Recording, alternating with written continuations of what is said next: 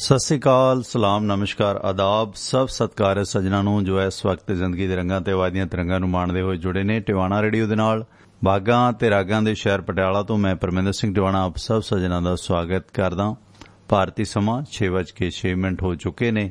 2 October ਸਨ 2021 ਸ਼ਨੀਵਾਰ ਦੀ ਸਵੇਰ ਹੈ ਤੇ 17 ਆਸੂ ਨਾਨਕਸ਼ਾਹੀ ਸੰਮਤ 553 ਨਾਨਕਸ਼ਾਹੀ ਵਰੇ ਦਾ ਦਿਹਾੜਾ ਹੈ। ਸੋ ਆਪ ਸਭ ਸੱਜਣਾਂ ਦਾ ਸ਼ਨੀਵਾਰ ਦੀ ਸਵੇਰ ਦੇ ਪ੍ਰੋਗਰਾਮ ਦੇ ਵਿੱਚ ਟਿਵਾਣਾ ਲਾਈਵ ਦੇ ਵਿੱਚ ਪਰਮਿੰਦਰ ਸਿੰਘ ਟਿਵਾਣਾ ਵੱਲੋਂ ਪਟਿਆਲਾ ਸਟੂਡੀਓ ਤੋਂ ਸਵਾਗਤ ਹੈ। ਇਸ ਪ੍ਰੋਗਰਾਮ ਦੇ ਵਿੱਚ ਤੁਸੀਂ ਵੀ ਗੱਲਬਾਤ ਕਰ ਸਕਦੇ ਹੋ। ਉਸ ਦੇ ਵਾਸਤੇ ਸਾਡਾ ਪਟਿਆਲਾ ਸਟੂਡੀਓ ਦਾ ਨੰਬਰ ਹੈ 9876309655। ਇਸੇ ਨੰਬਰ ਤੇ ਤੁਸੀਂ WhatsApp ਦੇ ਰਾਹੀਂ ਪ੍ਰੋਗਰਾਮ ਵੀ ਮੰਗਵਾ ਸਕਦੇ ਹੋ। ਪ੍ਰੋਗਰਾਮ ਸ਼ੁਰੂ ਹੁੰਦਿਆਂ ਹੀ WhatsApp ਦੇ ਰਾਹੀਂ ਜਿਹੜਾ ਆਪਣਾ ਟਿਵਾਣਾ ਰੇਡੀਓ ਦਾ ਗਰੁੱਪ ਬਣਿਆ ਹੋਇਆ ਤੁਹਾਨੂੰ ਪ੍ਰੋਗਰਾਮ ਭੇਜ ਦਿੱਤਾ ਜਾਂਦਾ ਹੈ। YouTube ਤੇ ਤੁਹਾਨੂੰ ਵਾਚਣ ਦੀ ਜ਼ਰੂਰਤ ਨਹੀਂ ਰਹਿੰਦੀ। ਪ੍ਰੋਗਰਾਮ ਸ਼ੁਰੂ ਹੋਇਆ ਜਾਂ ਨਹੀਂ, ਜਦੋਂ ਵੀ ਪ੍ਰੋਗਰਾਮ ਸ਼ੁਰੂ ਹੁੰਦਾ ਨਾਲ ਦੀ ਨਾਲ ਲਿੰਕ ਤੁਹਾਨੂੰ ਫਾਰਵਰਡ ਕਰ ਦਿੱਤਾ ਜਾਂਦਾ ਹੈ। ਇਸ ਮੁਤਲਕ ਤੁਸੀਂ ਇਸ ਗਰੁੱਪ ਦੇ ਵਿੱਚ ਸ਼ਾਮਲ ਹੋ ਸਕਦੇ ਹੋ। 9876309655 ਇਸੇ ਨੰਬਰ ਤੇ ਰਿਕਾਰਡਡ ਸੁਨੇਹਾ ਵੀ ਛੱਡ ਸਕਦੇ ਹੋ। ਔਨ 에ਅਰ ਕੀਤਾ ਜਾਂਦਾ ਹੈ ਪ੍ਰੋਗਰਾਮ ਦੇ ਵਿੱਚ ਜਦੋਂ ਵੀ ਮੌਕਾ ਮਿਲਦਾ ਹੈ ਤੇ ਪ੍ਰੋਗਰਾਮ ਦੇ ਵਿੱਚ ਗੱਲਬਾਤ ਵੀ ਕੀਤੀ ਜਾ ਸਕਦੀ ਹੈ। ਸਾਡੇ ਇਹਨਾਂ ਪ੍ਰੋਗਰਾਮਾਂ ਨੂੰ ਤੁਸੀਂ ਸਾਡੀ ਵੈਬਸਾਈਟ tivanaradio.com ਦੇ ਜ਼ਰੀਏ ਵੀ ਸੁਣ ਸਕਦੇ ਹੋ, ਜਿੱਥੇ ਤੁਹਾਨੂੰ ਆਈਫੋਨ ਤੇ ਐਂਡਰਾਇਡ ਐਪਸ ਦੇ ਲਿੰਕ ਮਿਲਣਗੇ। ਇੰਸਟਾਲ ਕਰੋ। ਤੇ ਇਸ ਤੋਂ ਇਲਾਵਾ ਜੇ ਅਮਰੀਕਾ ਦੇ ਵਿੱਚੋਂ ਤਾਂ ਕਾਲ ਟੂ ਲਿਸਨ ਨੰਬਰ ਹੈ ਆਪਣਾ 667-930-9260 667-930-9260। ਇਸ ਨੰਬਰ ਤੇ ਕਾਲ ਕਰਕੇ ਵੀ ਇਸ ਪ੍ਰੋਗਰਾਮ ਦੇ ਨਾਲ ਜੁੜਿਆ ਜਾ ਸਕਦਾ ਹੈ। ਟਿਵਾਣਾ ਰੇਡੀਓ ਦਾ ਫੇਸਬੁੱਕ ਪੇਜ, YouTube ਪੇਜ ਦਾ ਲਿੰਕ ਵੀ ਇਸ ਸਾਈਟ ਦੇ ਵਿੱਚ ਮਿਲੇਗਾ, ਵੈਬਸਾਈਟ ਆਪਣੀ ਤੇ ਉਹ ਵੀ ਸ਼ੇਅਰ ਕਰੋ, ਇੰਸਟਾਲ ਕਰੋ, ਬੈਲ ਆਈਕਨ ਦਬਾਓ ਤਾਂ ਜੋ ਪ੍ਰੋਗਰਾਮ ਸ਼ੁਰੂ ਹੁੰਦੇ ਹੀ ਤੁਹਾਨੂੰ ਨੋਟੀਫਿਕੇਸ਼ਨ ਮਿਲ ਜਾਵੇ। ਇਹ ਸਨ ਜ਼ਰੂਰੀ ਸੂਚਨਾਵਾਂ। ਸੋਮਵਾਰ ਤੋਂ ਲੈ ਕੇ ਸ਼ਨੀਵਾਰ ਤੱਕ ਸਵੇਰੇ 6 ਵਜੇ ਤੋਂ ਲੈ ਕੇ 8 ਵਜੇ ਤੱਕ ਤੇ ਸ਼ਾਮ ਨੂੰ 6:30 ਵਜੇ ਤੋਂ ਲੈ ਕੇ 8:30 ਵਜੇ ਤੱਕ ਮੈਂ ਤੇ ਐਡਵੋਕੇਟ ਸੁਰਿੰਦਰ ਸਿੰਘ ਆਪ ਜੀ ਦੇ ਨਾਲ ਜੁੜਦੇ ਹਾਂ। ਦੌਰੇ ਸਿਆਸਤ, ਧਰਮ ਕਰਮ ਦੀਆਂ ਬਾਤਾਂ ਪਾਉਂਦੇ ਹਾਂ, ਸਿਆਸਤ ਵਿਰਾਸਤ ਦੀਆਂ ਗੱਲਾਂ ਕਰਦੇ ਹਾਂ।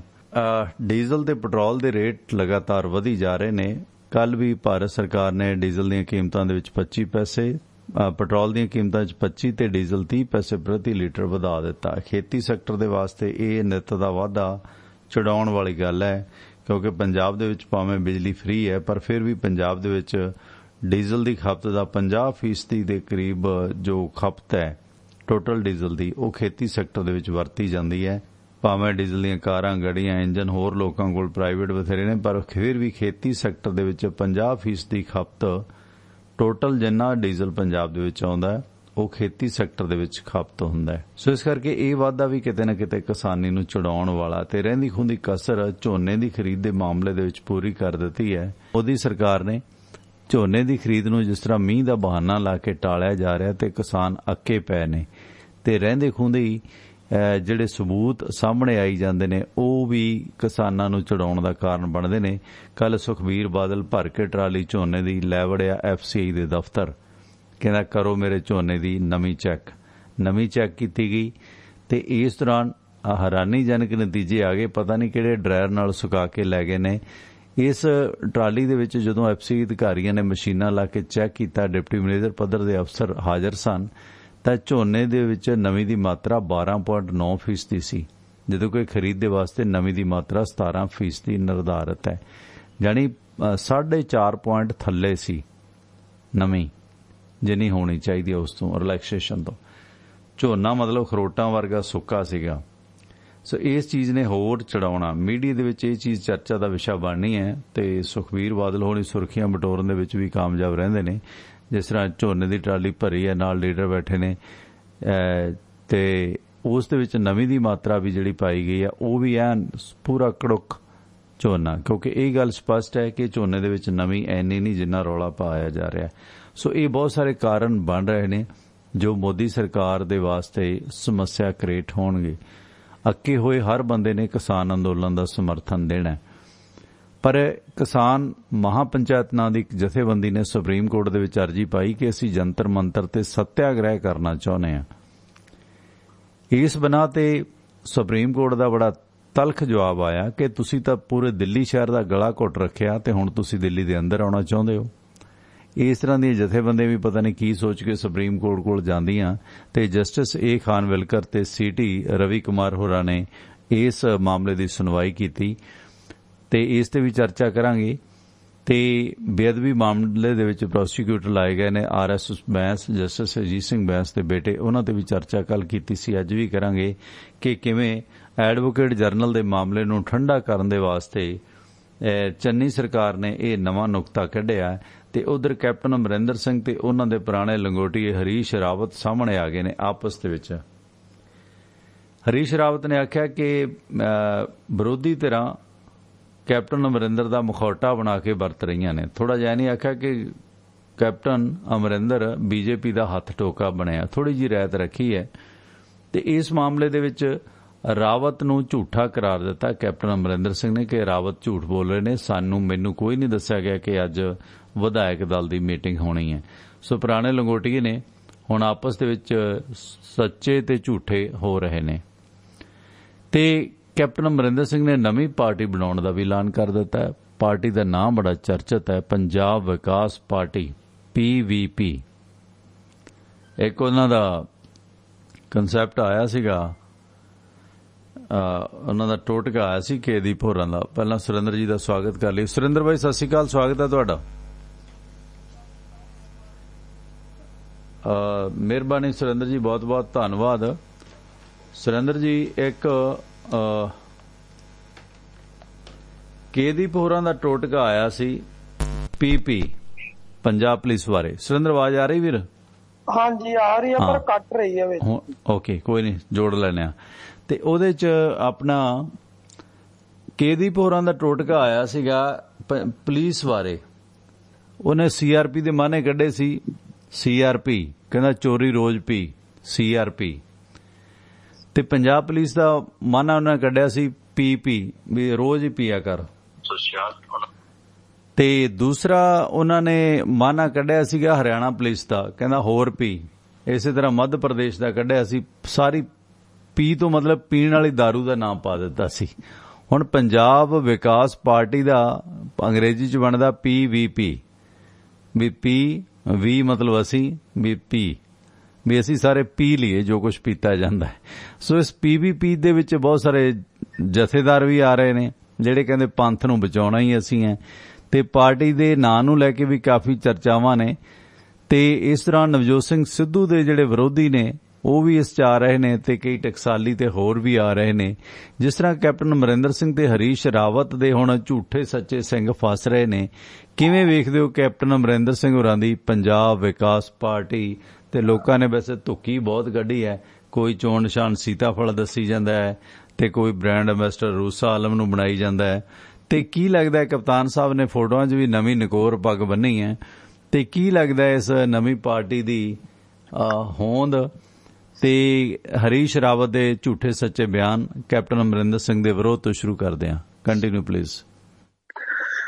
ਦੇਖੋ, ਗੱਲ ਇਹ ਆ ਕਿ ਮੈਂ ਪਹਿਲਾਂ ਕਿਹਾ ਸੀ ਕਿ ਜਿਹੜੇ ਸਮੇਂ 'ਚ ਆ ਕੇ ਪਾਰਟੀ ਬਣਾਉਣ ਦੀ ਤਿਆਰੀ ਹੋ ਰਹੀ ਆ, ਕੋਈ ਢੁਕਵਾਂ ਸਮਾਂ ਨਹੀਂ, ਨਾ ਸਿਹਤ ਪੱਖੋਂ ਤੇ ਨਾ ਵੈਸੇ ਵੀ ਮੌਜੂਦਾ ਹਾਲਾਤ ਦੇ ਮੁਤਾਬਕ ਵੀ।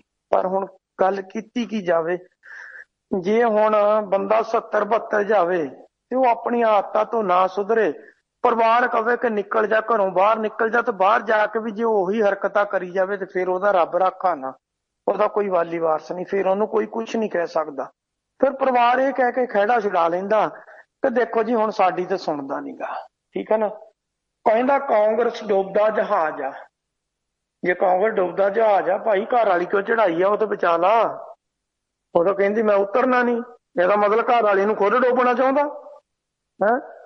ਉਹ ਕੱਲ ਨੂੰ ਚੰਡੀਗੜ੍ਹੀਆਂ ਨੇ ਉੱਠ ਕੇ ਕੇਸ ਦਰਜ ਕਰਦੇ ਨਾ ਕਿ ਸਾਡੀ ਕੁੜੀ ਇਹਨੇ ਮਾਰੀ ਆ, ਠੀਕ ਹੈ ਨਾ। ਕੁਦਰਤੀ ਹੁੰਦਾ ਕਿ ਘਰ ਫਿਰ ਪਰਿਵਾਰ ਆ ਜਾਂਦਾ ਹੁੰਦਾ, ਮੁੜ ਕੇ ਪੇਕਾ ਪਰਿਵਾਰ ਆ ਕੇ ਖੜ ਜਾਂਦਾ ਹੁੰਦਾ ਕਿ ਭਾਈ ਇਹ ਦੋਸ਼ੀ ਆ, ਸਾਡੀ ਕੁੜੀ ਦਾ ਕਾਤਲ ਇਹੀ ਆ। ਇਸ ਕਰਕੇ ਹੁਣ ਹਾਲਾਤ ਇਹ ਬਣ ਚੁੱਕੇ ਆ ਕਿ ਉਹ ਇੱਕੋ ਗੱਲ ਤੇ ਉੱਤਰ ਆਇਆ ਕਿ ਮੈਂ ਤਾਂ ਪਾਰਟੀ ਬਣਾਉਣੀ ਆ। ਜਿਹੜੇ ਇਰਦ ਗਿਰਦ ਇਕੱਠੇ ਹੋਏ ਆ, ਕੁਛ ਅਜਿਹੇ ਸੀਗੇ ਜਿਹੜੀਆਂ ਪੰਥਕ ਧਿਰਾਂ ਸੀਗੀਆਂ, ਜਿਹੜੀਆਂ ਨੂੰ ਕੁਛ ਦਿਖਦਾ ਨਹੀਂ ਸੀ ਹੁਣ ਤੱਕ। ਕਦੀ ਤਾਂ ਉਹ ਪਦਮ ਭੂਸ਼ਣ ਲੈਂਦੀਆਂ ਸੀ, ਕਦੀ ਪਦਮ ਸ਼੍ਰੀ ਲੈਂਦੀਆਂ ਸੀ, ਪਰ ਉਹਨਾਂ ਨੂੰ ਕੋਈ ਰਸਤਾ ਨਹੀਂ ਲੱਭਿਆ। ਅਖੀਰ ਉਹਨਾਂ ਨੂੰ ਸੀ ਵੀ ਹੁਣ ਇਹ ਵਧੀਆ ਇੱਕ ਰਾਹ ਲੱਭ ਗਿਆ, ਇਸ ਰਾਹ ਤੇ ਚੱਲਾਂਗੇ।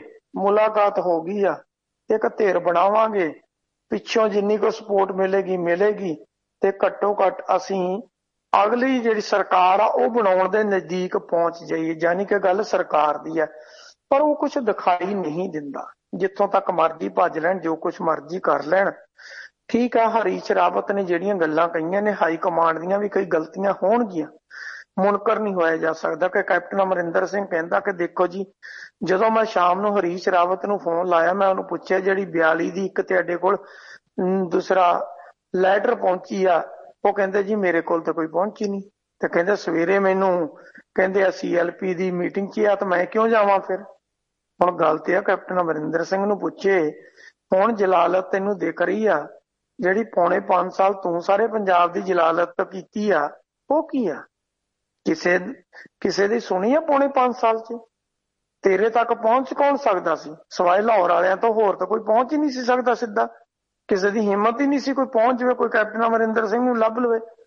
ਵਿਧਾਨ ਸਭਾ ਦਾ ਸਪੀਕਰ ਆ 2002 ਤੋਂ 2007 ਤੱਕ ਡਾਕਟਰ ਕੇਵਲ ਕ੍ਰਿਸ਼ਨ ਲੈ ਕੇ ਗਿਆ। ਜਦੋਂ ਲੋਕ ਉਹਨੂੰ ਮਿਲਣ ਜਾਂਦੇ ਸੀ, ਇੱਕੋ ਗੱਲ ਕਹਿੰਦੇ ਵੀ ਦੇਖੋ ਮੈਨੂੰ ਨਹੀਂ ਪਤਾ ਮੁੱਖ ਮੰਤਰੀ ਕਿੱਥੇ ਰਹਿੰਦਾ, ਮੈਨੂੰ ਤਾਂ ਕਹਿੰਦਾ ਫੋਨ ਆਉਂਦਾ ਹੁੰਦਾ ਕਿ ਇਸ ਡੇਟ ਤੋਂ ਇਸ ਡੇਟ ਤੱਕ ਦਾ ਸੈਸ਼ਨ ਜਿਹੜਾ ਉਹ ਸੱਦ ਲਓ ਜੀ, ਬਸ। ਕਹਿੰਦਾ ਮੈਨੂੰ ਹੋਰ ਕੁਝ ਨਹੀਂ ਪਤਾ ਕੀ ਕਰਨਾ ਕੀ ਨਹੀਂ ਕਰਨਾ, ਨਾ ਹੀ ਮੇਰੇ ਨਾਲ ਉਹਦੀ ਕਦੀ ਗੱਲ ਹੁੰਦੀ ਆ, ਜੇ ਮੈਂ ਕੋਸ਼ਿਸ਼ ਵੀ ਕਰਾਂ ਤਾਂ ਉਹ ਕਦੀ ਮੇਰੇ ਨਾਲ ਗੱਲ ਨਹੀਂ ਕਰਦਾ।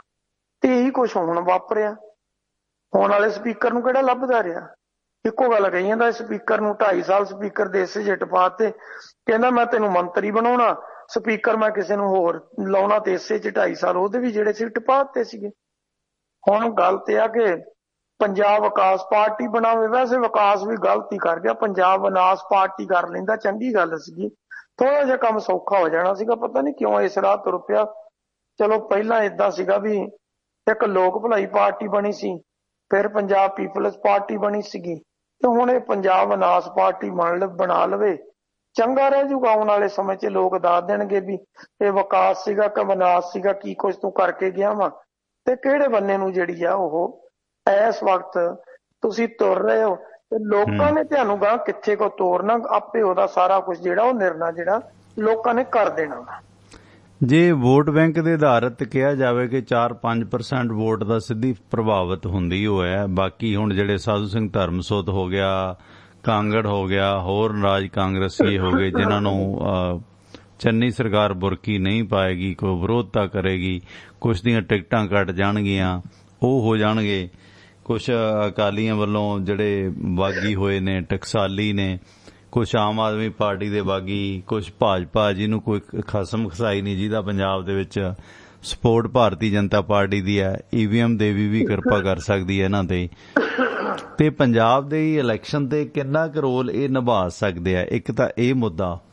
ਦੂਸਰਾ, ਜਿਹੜੀ ਅਜੀਤ ਡੋਵਾਲ ਦੇ ਨਾਲ ਮੁਲਾਕਾਤ ਕੀਤੀ ਹੈ ਨਵਜੋਤ ਸਿੰਘ ਸਿੱਧੂ ਦਾ ਜਾਂ ਹੋਰ ਵਜ਼ੀਰਾਂ ਦਾ, ਕਾਫੀ ਕੁਛ ਜਿਹੜੀਆਂ ਫਾਈਲਾਂ ਨੇ ਜਿਨ੍ਹਾਂ ਦੇ ਵਿੱਚ ਕੇਂਦਰੀ ਏਜੰਸੀਆਂ ਇਹਨਾਂ ਦਾ ਗਲਾ ਵੀ ਦੱਬ ਸਕਦੀਆਂ ਨੇ। ਕਿਸੇ ਵੀ ਮਾਮਲੇ ਦੇ ਵਿੱਚ ਫੰਡਿੰਗ ਆਈ ਹੈ, ਨਵਜੋਤ ਸਿੰਘ ਸਿੱਧੂ ਦੀਆਂ ਵੀ ਕੁਛ ਫਾਈਲਾਂ ਨੇ ਜਿਹੜੀਆਂ ਉਹਨਾਂ ਨੇ ਕੋਈ ਚੈੱਕ ਦੇ ਰਾਹੀਂ ਪੇਮੈਂਟ ਲਈ ਹੈ। ਉਹ ਮਾਮਲਾ ਜੇ ਔਨ ਦੀ ਰਿਕਾਰਡ ਨਹੀਂ ਆਇਆ, ਰੀਅਲ estate ਵਾਲਿਆਂ ਤੋਂ ਕੁਛ ਪੈਸੇ ਲੈ ਗਏ ਦੱਸੇ ਗਏ ਨੇ, ਉਹ ਮਾਮਲਾ ਵੀ ਕੇਂਦਰੀ ਏਜੰਸੀਆਂ ਕੋਲ ਸਿੱਧਾ ਜਾ ਸਕਦਾ, CBI ਜਾਂ ਹੋਰਾਂ ਕੋਲ। ਤੇ ਨਵਜੋਤ ਸਿੰਘ ਸਿੱਧੂ ਦੇ ਖਿਲਾਫ ਵੀ ਜਿਹੜਾ ਸੱਚਾ ਝੂਠਾ ਚਿੱਠਾ ਇਕੱਠਾ ਕੀਤਾ ਹੋਇਆ ਕਿ ਇਹਨੇ ਬਾਜਵਾ ਨੂੰ ਜੱਫੀ ਪਾਈ ਹੈ, ਇਹਨੇ ਕੀ ਕੀਤਾ, ਤਾਣਾ ਬਾਣਾ ਏਜੰਸੀਆਂ ਕੋਲ ਬੜਾ ਹੁੰਦਾ ਹੈ। ਤੇ ਉਹ ਵੀ ਸਮੱਸਿਆ ਚੰਨੀ ਸਰਕਾਰ ਲਈ ਵੀ ਬਣ ਸਕਦਾ। ਕੈਪਟਨ ਅਮਰਿੰਦਰ ਦਾ ਨਵੀਂ ਵਿਕਾਸ ਪਾਰਟੀ ਦਾ ਤਾਂ ਇੱਕ ਬਹਾਨਾ ਹੀ ਹੈ, ਅਸਲ ਦੇ ਵਿੱਚ ਤਾਂ ਭਾਰਤੀ ਜਨਤਾ ਪਾਰਟੀ ਦਾ ਸਪਾ ਸਲਾਰ ਬਣ ਕੇ ਹੀ ਉਹ ਵਿਚਰ ਰਹੇ ਨੇ। ਅਜੀਤ ਡੋਵਾਲ ਦੇ ਨਾਲ ਮੁਲਾਕਾਤ ਹੋਣੀ, ਇਹਦੇ ਬਹੁਤ ਡੂੰਘੇ ਮਾਅਨੇ ਨੇ। ਇਹਦੇ ਦੋ ਪੱਖਾਂ ਤੇ ਗੱਲ ਕਰਨੀ ਹੈ। ਪਹਿਲਾਂ ਤੁਸੀਂ ਦੱਸ ਦਿਓ ਵੋਟ ਬੈਂਕ ਤੇ ਕਿੰਨਾ ਕੁ ਅਸਰ, ਤੇ ਫਿਰ ਇਹ ਜਿਹੜਾ ਪੁਲੰਦਾ ਕਪਤਾਨ ਸਾਹਿਬ ਕੋਲ 4.5 ਸਾਲ ਦਾ ਹੈ, ਕਿਉਂਕਿ ਸਾਬਕਾ CM ਹੈ, ਕਾਂਗਰਸ ਦਾ ਪੁਰਾਣਾ ਆਗੂ ਹੈ, ਕਾਫੀ ਕੁਝ ਦਿੱਤਾ ਹੋਣਾ ਇਹਨਾਂ ਨੇ। ਨਵਜੋਤ ਸਿੰਘ ਸਿੱਧੂ ਦੀਆਂ ਪਾਕਿਸਤਾਨ ਫੇਰੀ ਉਹਦੇ ਨਾਲ ਜੁੜੀਆਂ, ਕਿਉਂਕਿ ਹਾਲਾਤ ਤਾਂ ਇਹ ਨੇ ਬਾਈ ਜੀ, 92 ਨੰਬਰ ਤੇ ਤੁਸੀਂ ਫੋਨ ਕਰ ਲਓ ਪਾਕਿਸਤਾਨ ਨੂੰ ਤੇ ਤੁਹਾਨੂੰ ਪੁੱਛਣ ਆ ਲੈਂਦੇ ਨੇ ਏਜੰਸੀਆਂ ਵਾਲੇ ਵੀ ਕੀ ਗੱਲ, ਪਾਕਿਸਤਾਨ ਕਿਉਂ ਫੋਨ ਕੀਤਾ। ਇਹਦੇ ਵਿੱਚ ਬੜਾ ਕੰਮ ਸਖਾਲਾ ਕਰ ਗਿਆ ਉਹ ਚੰਨੀ ਸਰਕਾਰ ਨੂੰ ਜਾਂ ਨਵਜੋਤ ਸਿੰਘ ਸਿੱਧੂ ਨੂੰ ਸਬਕ ਸਿਖਾਉਣ ਦਾ। ਨਿਕਲੇ ਭਾਵੇਂ ਕੁਛ ਵੀ ਨਾ, ਆਪ ਕਿੰਨੇ ਕੇਸ ਪੁਲਿਸ ਬੰਨ੍ਹਦੀ ਹੈ ਬਾਈ ਜੀ, ਬੰਦੇ ਬਾਇਜ਼ਤ ਬਰੀ ਹੋ ਜਾਂਦੇ ਨੇ, ਹੈ ਨਾ। ਖਾਲੜਾ ਕੇਸ ਸੀ, ਕਿਰਪਾਲ ਸਿੰਘ ਰੰਧਾਵਾ ਕੇਸ ਸੀ, ਬਲਾਤਕਾਰ ਦਾ ਝੂਠਾ ਪਰਚਾ ਸੀ। ਅਦਾਲਤਾਂ ਨੇ 50-50 ਲੱਖ ਰੁਪਈਆ ਹਰਜਾਨਾ ਵੀ ਕੀਤਾ ਉਹਨਾਂ ਨੂੰ ਜਿਨ੍ਹਾਂ ਨੇ ਝੂਠਾ ਕੇਸ ਕਿਰਪਾਲ ਸਿੰਘ ਰੰਧਾਵਾ ਤੇ ਮੜਿਆ ਸੀ ਬਲਾਤਕਾਰ ਦਾ। ਪਰ ਅਗਲੇ ਦੀ ਤਾਂ ਜ਼ਿੰਦਗੀ ਬਰਬਾਦ ਹੋ ਗਈ ਨਾ ਇੱਕ ਵਾਰੀ। ਸੋ ਇਸ ਕਰਕੇ ਬੜਾ ਮਾਲ ਮਤਾ ਸਿੱਧੂ ਸਾਹਿਬ ਦੇ ਜਾਂ ਇਹਨਾਂ ਦੇ ਖਿਲਾਫ ਕਪਤਾਨ ਸਾਹਿਬ ਐਜ਼ ਏ CM ਇਕੱਠਾ ਕਰ ਚੁੱਕੇ ਹੋਣਗੇ, ਜਿਹੜਾ ਏਜੰਸੀਆਂ ਦੇ ਵਾਸਤੇ ਬਹੁਤ ਵੱਡਾ ਮਟੀਰੀਅਲ ਹੈ ਇਹਨਾਂ ਸਾਰੇ ਲੋਕਾਂ ਦੀ ਗਰਦਨ ਭੰਬੋੜਨ ਦਾ। ਉਹ ਬਾਅਦ ਚ ਕਰਿਓ, ਪਹਿਲਾਂ ਵੋਟ ਬੈਂਕ ਤੇ ਕਿੰਨਾ ਕੁ ਅਸਰ ਵੇਖਦੇ ਹੋ ਕਪਤਾਨ ਸਾਹਿਬ ਦੀ ਇਸ ਨਵੀਂ ਪਾਰਟੀ ਦਾ? ਜੀ ਨਹੀਂ, ਵੋਟ ਬੈਂਕ ਦਾ ਕੋਈ ਆਈਡੀਆ ਨਹੀਂ ਲਾਇਆ ਜਾ ਸਕਦਾ, ਕਿੰਨਾ ਨਹੀਂ ਹੁੰਦਾ। ਹੋ ਸਕਦਾ ਕਿ ਟੋਟਲੀ 2-4% ਤੇ ਸਿਮਟ ਕੇ ਰਹਿ ਜਾਵੇ, ਹੋ ਸਕਦਾ ਕਿ 10% ਵੀ ਲੈ ਜਾਵੇ। ਸਿੱਧਾ ਨੁਕਸਾਨ ਤਾਂ ਕਾਂਗਰਸ ਨੂੰ ਹੀ ਹੋਏਗਾ, ਫਾਇਦਾ ਤਾਂ ਫਿਰ ਅਕਾਲੀ ਜਾਂ ਹੋਰ ਜਿਹੜੀ ਪਾਰਟੀ ਹੈ ਉਹਨੂੰ ਹੋਏਗਾ ਇਹਦਾ। ਜੀ ਨਹੀਂ, ਇਹ ਕੁਝ ਨਹੀਂ ਕਿਹਾ ਜਾ ਸਕਦਾ ਕਿ ਇਹਨਾਂ ਨੂੰ ਹੋਏ। ਹੋ ਸਕਦਾ ਕਿ ਅਕਾਲੀ ਦਲ ਦਾ ਹੀ ਵੋਟ ਬੈਂਕ ਤੋੜ ਜਾਣ, ਇਹ ਕੋਈ ਜ਼ਰੂਰੀ ਨਹੀਂ ਹੁੰਦਾ। ਮਨਪ੍ਰੀਤ ਬਾਦਲ ਕਿਹਦੀ ਵੋਟ ਤੋੜ ਗਿਆ ਸੀ? ਮਨਪ੍ਰੀਤ ਬਾਦਲ ਨੂੰ ਖੜਾ ਕਿਹਨੇ ਕੀਤਾ ਸੀ? ਕਾਂਗਰਸ ਨੇ ਖੜਾ ਕੀਤਾ ਸੀ। ਸਾਰਿਆਂ ਨੂੰ ਸੀ ਵੀ ਅਕਾਲੀ ਦਲ ਦੀ ਵੋਟ ਤੋੜੂਗਾ, ਉਹ ਤੋੜ ਕਿਹਦੀ ਗਿਆ? ਕਾਂਗਰਸ ਦੀ ਵੋਟ ਤੋੜ ਗਿਆ ਤੇ ਕਾਂਗਰਸ ਹਾਰ ਗਈ ਤੇ ਅਕਾਲੀ ਦਲ ਜਿੱਤ ਗਿਆ। ਹੁਣ ਇਹ ਆਏ ਆ, ਜ਼ਰੂਰੀ ਥੋੜੀ ਹੈ ਕਾਂਗਰਸ ਦੀ ਵੋਟ ਤੋੜ ਕੇ ਜਾਣਗੇ, ਹੋ ਸਕਦਾ ਇਹ ਅਕਾਲੀ ਦਲ ਦੀ ਤੋੜਨ। ਹੁਣ ਢੀਂਡਸਾ ਧੜਾ ਵਾ ਸਾਰੇ ਦਾ ਸਾਰਾ, ਬ੍ਰਹਮਪੁਰਾ ਹੋਣੀ ਹੈ, ਜਿੰਨਾ ਵੀ ਆ ਉਧਰ ਰਵਿੰਦਰ ਆ, ਬੈਕਗਰਾਉਂਡ ਜਿਹੜੀ ਵੀ ਰਹੀ ਆਪਾਂ ਨੂੰ ਅੱਜ ਤੱਕ ਦਾ ਉਹਨਾਂ ਦਾ ਪਤਾ। ਇਹ ਜ਼ਰੂਰੀ ਥੋੜੀ ਹੈ ਕਿ ਉਹ ਇਹ ਸਾਰੇ ਦੇ ਸਾਰੇ ਜਿਹੜੇ ਕਾਂਗਰਸ ਦੀ ਵੋਟ ਬੈਂਕ ਲੈ ਕੇ ਜਾਣ। ਹੋ ਸਕਦਾ ਕਿ ਅਕਾਲੀ ਦਲ ਦਾ ਤੋੜ ਜਾਣ ਤੇ ਅਕਾਲੀ ਦਲ ਨੂੰ ਉਹਦਾ ਨੁਕਸਾਨ ਹੋ ਜਾਵੇ।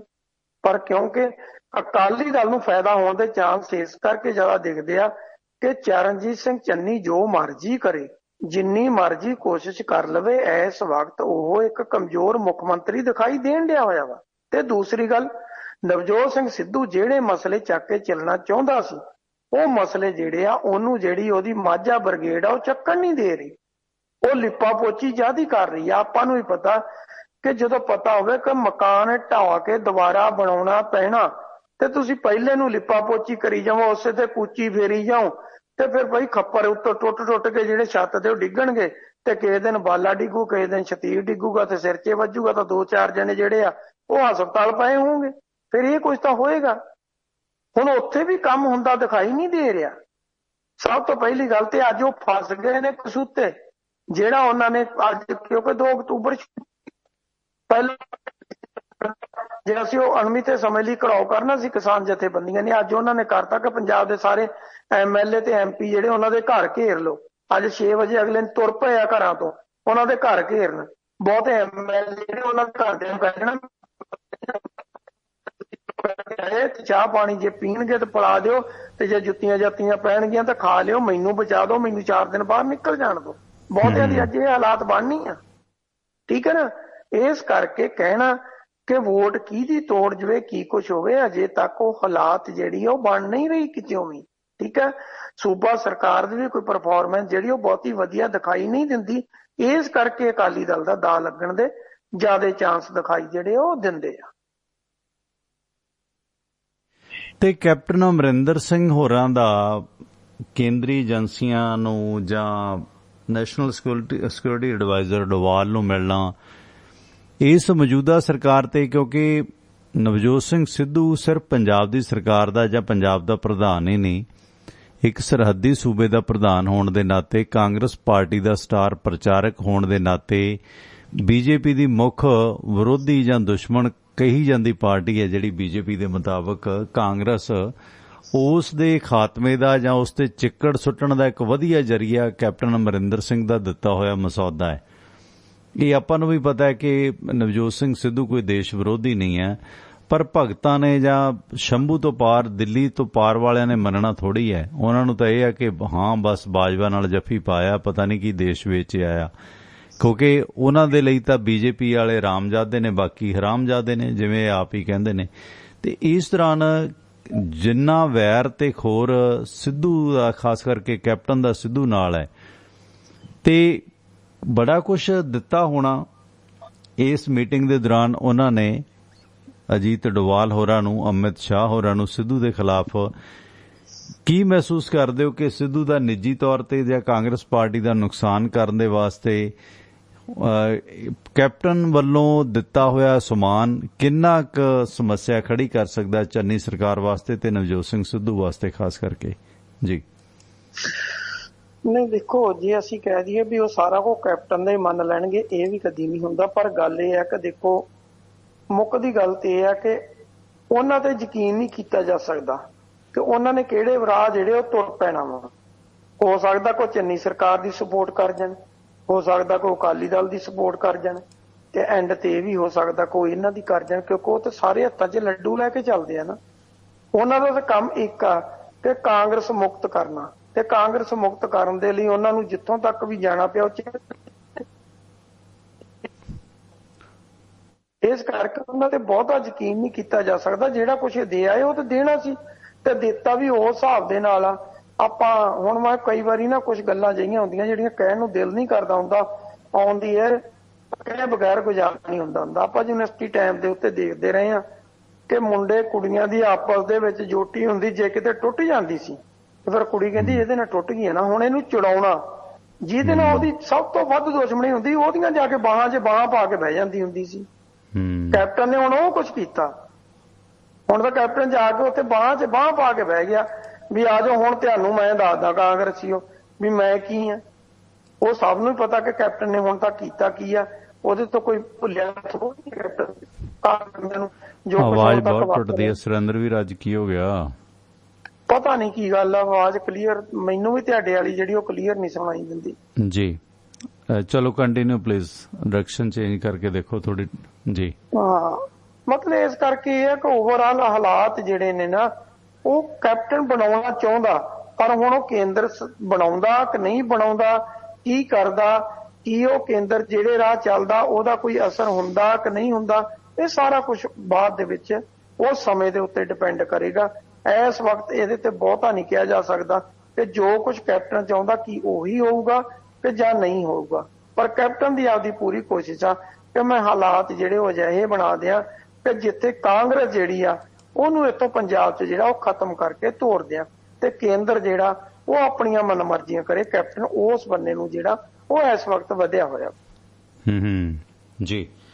ਤੇ ਇਸ ਦੇ ਨਾਲ ਨਾਲ ਨਵਜੋਤ ਸਿੰਘ ਸਿੱਧੂ ਤੇ ਖਾਸ ਕਰਕੇ ਹਰੀਸ਼ ਰਾਵਤ ਦੇ ਮਾਮਲੇ ਦੇ ਵਿੱਚ ਇਹ ਬਿਆਨ ਆਉਣਾ ਕਿ ਹੁਣ ਹਰੀਸ਼ ਰਾਵਤ ਆਪਣਾ ਪੱਖ ਸਾਫ਼ ਕਰ ਰਿਹਾ। ਪਹਿਲਾਂ ਤਾਂ ਬੜੀ ਯਾਰੀ ਨਿਭਾਈ ਹੈ ਕਪਤਾਨ ਸਾਹਿਬ ਦੇ ਨਾਲ, ਤੇ ਹੁਣ ਹਰੀਸ਼ ਰਾਵਤ ਵੱਲੋਂ ਇਹ ਬਿਆਨ ਦੇਣਾ ਕਿ ਕਪਤਾਨ ਵਿਰੋਧੀਆਂ ਦੇ ਹੱਥਾਂ 'ਚ ਖੇਡ ਰਿਹਾ, ਬੀਜੇਪੀ ਦਾ ਮੁਖੌਟਾ ਬਣ ਰਿਹਾ, ਤੇ ਕਪਤਾਨ ਕਹਿੰਦਾ ਨਹੀਂ ਹਰੀਸ਼ ਰਾਵਤ ਝੂਠ ਬੋਲਦਾ ਹੈ।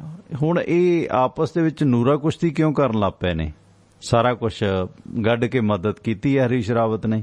ਪਹਿਲੀ ਗੱਲ ਤੇ ਇਹ ਆ ਕਿ ਜੇ ਕੈਪਟਨ ਅਮਰਿੰਦਰ ਸਿੰਘ ਲੰਬਾ ਸਮਾਂ ਕੱਟ ਗਿਆ, ਪਹਿਲਾਂ ਆਸ਼ਾ ਕੁਮਾਰੀ ਆਪਣੇ ਬੋਰੀਆਂ ਭਰ ਕੇ ਲੈ ਗਈ ਤੇ ਬਾਅਦ ਦੇ ਵਿੱਚ ਹਰੀਸ਼ ਰਾਵਤ ਬੋਰੀਆਂ ਭਰ ਕੇ ਲੈ ਗਿਆ। ਇਹ ਕਹਿਣ 'ਚ ਕੋਈ ਝਿਜਕ ਨਹੀਂ ਹੈ, ਬੋਰੀਆਂ ਵੀ ਛੱਡੋ ਪੰਡਾ ਬੰਨ ਕੇ ਲੈ ਗਿਆ। ਠੀਕ ਹੈ, ਲੁੱਟਿਆ ਗਿਆ ਪੰਜਾਬ। ਇਹਨਾਂ ਨੇ ਆਪੋ ਆਪਣਾ ਘਰ ਜਿਹੜੇ ਉਹ ਭਰਨ ਦੀ ਕੋਸ਼ਿਸ਼ ਕੀਤੀ ਤੇ ਹਰ ਗੱਲ ਜਿਹੜੀ ਆ ਉੱਥੇ ਕੱਚ ਘਰੜਤਾ ਵਰਤੀ। ਜਦੋਂ ਸਿਰ ਤੋਂ ਪਾਣੀ ਲੰਘਿਆ ਹਰੀਸ਼ ਰਾਵਤ ਦੇ ਵੀ, ਤਾਂ ਫੇਰ ਆ ਕੇ ਹਰੀਸ਼ ਰਾਵਤ ਲੈਣ ਤੇ ਆਇਆ। ਅਦਰਵਾਈਜ਼ ਹਰੀਸ਼ ਰਾਵਤ ਨੇ ਪੰਜਾਬ ਦਾ ਪੂਰਾ ਜਿਹੜਾ ਕਾਂਗਰਸ ਦਾ ਕਾਟੋ ਕਲੇਸ਼ ਸੀ ਉਹਦੇ ਚੋਂ ਪੂਰਾ ਫਾਇਦਾ ਉਠਾਉਣ ਦੀ ਜਿਹੜੀ ਆ ਉਹ ਕੋਸ਼ਿਸ਼ ਕੀਤੀ ਆ ਕਿ ਮੇਰੇ ਪੱਲੇ ਕੀ ਕੁਝ ਪੈਂਦਾ। ਤੇ ਜਿਹੜੀ ਸੂਬੇ ਦੀ ਕਾਂਗਰਸ ਆ, ਚਾਹੇ ਉਹਦੀ ਸਰਕਾਰ ਆ ਤੇ ਚਾਹੇ ਕਾਂਗਰਸ ਆ, ਉਹ ਭਾਵੇਂ ਪੈਂਦੀ ਖੂਹ 'ਚ ਪਵਿੰਦੀ ਤੇ ਪਵੇ। ਹਰੀਸ਼ ਰਾਵਤ ਦੀ ਕੱਚ ਘਰੜਤਾ ਨੇ ਕਾਂਗਰਸ ਦਾ ਬਹੁਤ ਵੱਡਾ ਨੁਕਸਾਨ ਜਿਹੜਾ ਪੰਜਾਬ 'ਚ ਕੀਤਾ। ਇਸੇ ਕਰਕੇ ਉਹਨਾਂ ਨੇ ਫਿਰ ਹਰੀਸ਼ ਚੌਧਰੀ ਨੂੰ ਮੋਹਰੇ ਕੀਤਾ।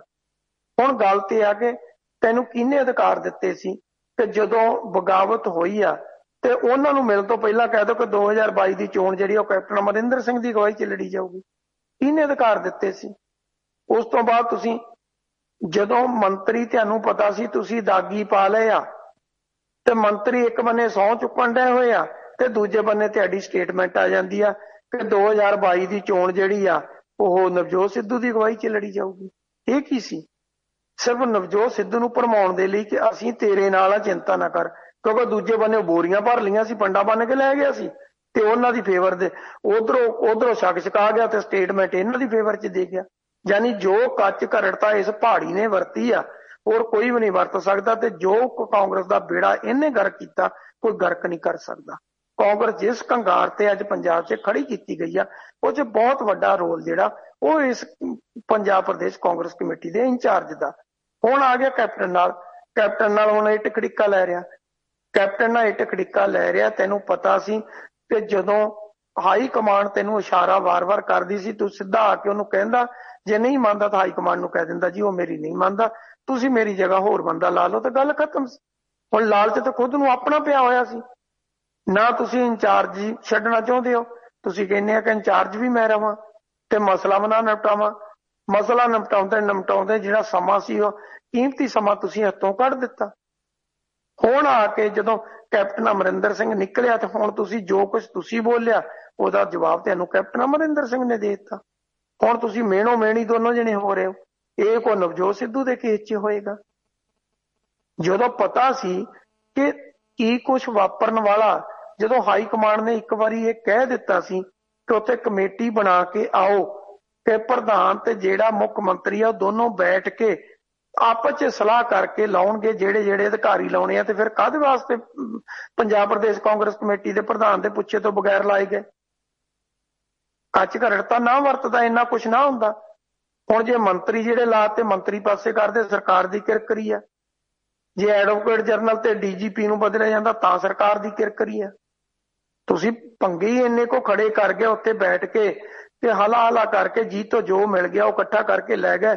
ਜੋ ਕੱਚ ਘਰੜਤਾ ਹੋਈ ਉਹ ਵਰਤੀ ਗਈ, ਉਹ ਤੁਸੀਂ ਵਰਤੀ ਆ।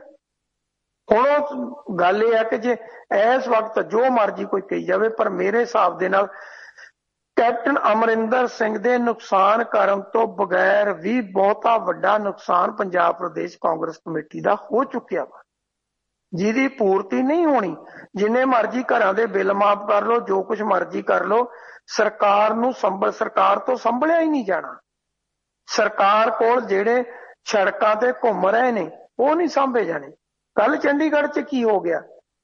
ਮੁੱਖ ਮੰਤਰੀ ਦਿੱਲੀ ਨਿਕਲਿਆ, ਸਿਕਿਉਰਿਟੀ ਨੂੰ ਪਤਾ ਹੀ ਨਹੀਂ ਲੱਗਿਆ, ਮੁੱਖ ਮੰਤਰੀ ਦੇ ਘਰ ਨੂੰ ਘੇਰਾ ਪਾ ਲਿਆ ਦੂਸਰਾ ਬੇਰੁਜ਼ਗਾਰਾਂ ਨੇ ਜਾ ਕੇ।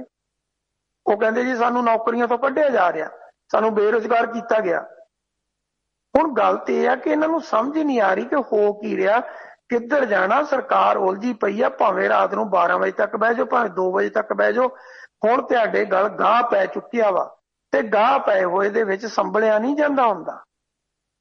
ਤੇ ਹੁਣ ਸੂਬਾ ਸਰਕਾਰ ਆ, ਚਾਹੇ ਹੁਣ ਹਰੀਸ਼ ਰਾਵਤ ਬੋਲੇ, ਕੈਪਟਨ ਅਮਰਿੰਦਰ ਸਿੰਘ ਬੋਲੇ, ਜੋ ਪੰਜਾਬ ਪ੍ਰਦੇਸ਼ ਕਾਂਗਰਸ ਦਾ ਪੱਠਾ ਬਿਠਾਇਆ ਗਿਆ ਉਹ 'ਚ ਕੈਪਟਨ ਅਮਰਿੰਦਰ ਸਿੰਘ ਤੇ ਹਰੀਸ਼ ਰਾਵਤ ਦੋਨੋਂ ਦੋਸ਼ੀ ਨੇ ਤੇ ਦੋਨੋਂ ਹੀ ਕਸੂਰਵਾਰ ਨੇ ਤੇ ਦੋਨਾਂ ਨੇ ਬੇੜਾ ਗਰਕ ਕਰਨ 'ਚ ਕੋਈ ਕਸਰ ਜਿਹੜੀ ਉਹ ਬਾਕੀ ਨਹੀਂ। ਵੈਸੇ ਆਪਣੇ ਤਾਂ ਦਾਗ ਧੋ ਹੀ ਰਿਹਾ ਰਾਵਤ ਨੇ, ਜਿਹੜਾ ਪਹਿਲਾ ਮਤਲਬ ਹਾਈ ਕਮਾਂਡ ਦੀ ਤਰਫੋਂ ਬਿਆਨ ਆਇਆ ਕਿ ਅਮਿਤ ਸ਼ਾਹ ਨਾਲ ਜਿਹੜੀ ਨੇੜਤਾ ਹੈ ਉਹ ਅਮਰਿੰਦਰ ਦੀ ਧਰਮ ਨਿਰਪੱਖਤਾ ਤੇ ਸ਼ੰਕੇ ਖੜੇ ਕਰਦੀ ਹੈ। ਹਰੀਸ਼ ਰਾਵਤ ਨੇ ਬਿਆਨ ਦਿੰਦਾ ਕਿ ਜਿਹੜੀ ਨੇੜਤਾ ਇਹ ਦਿਖਾ ਰਿਹਾ, ਅਮਿਤ ਸ਼ਾਹ ਦੇ ਨਾਲ ਮੀਟਿੰਗਾਂ ਕਰ ਰਿਹਾ, ਇਹ ਕਾਂਗਰਸ ਵਿਰੋਧੀ ਵਿਚਾਰਧਾਰਾ ਹੈ ਤੇ ਆਪਣੇ ਆਕਾਵਾਂ ਨੂੰ ਹੁਣ ਸੋਨੀਆ ਨੂੰ ਖੁਸ਼ ਕਰ ਰਿਹਾ ਇਸ ਤਰ੍ਹਾਂ ਦੇ ਬਿਆਨ ਦੇ ਕੇ। ਮਜਬੂਰੀ ਵੀ ਹੈ, ਨਹੀਂ ਤਾਂ ਆਪਣਾ ਸੁਫੜਾ ਸਾਫ਼ ਹੋਊਗਾ ਕਿ ਕਿਸ ਬੰਦੇ ਦੀ ਤੂੰ ਹੁਣ ਤੱਕ ਸਪੋਰਟ ਕਰਦਾ ਰਿਹਾ ਤੇ ਆਖਰ ਨੂੰ ਕੀ ਕੁਛ ਉਹ ਕਰ ਗਿਆ ਜਦੋਂ ਪਤਾ ਸੀ। ਤੇ ਦੂਜੇ ਬੰਨੇ ਪ੍ਰਤਾਪ ਸਿੰਘ ਬਾਜਵਾ ਵੀ ਕਪਤਾਨ ਸਾਹਿਬ ਨੂੰ ਬਰੀ ਕਰ ਰਿਹਾ ਹੈ। ਜੇ ਇਹੀ ਗੱਲ ਕਿਸੇ ਹੋਰ ਨੇ ਕਹੀ ਹੁੰਦੀ ਤੇ ਪ੍ਰਤਾਪ ਬਾਜਵਾ ਅੱਗ ਬਬੂਲਾ ਹੋ ਜਾਂਦਾ। ਇੰਨੇ 'ਚ ਕਹਿੰਦਾ ਇਹ ਅਮਰਿੰਦਰ ਦਾ ਨਿੱਜੀ ਫੈਸਲਾ, ਪਾਰਟੀ ਬਣਾਉਂਦਾ ਕੁਛ ਵੀ ਬਣਾਉਂਦਾ ਉਹਨੂੰ ਅਧਿਕਾਰ ਹੈ।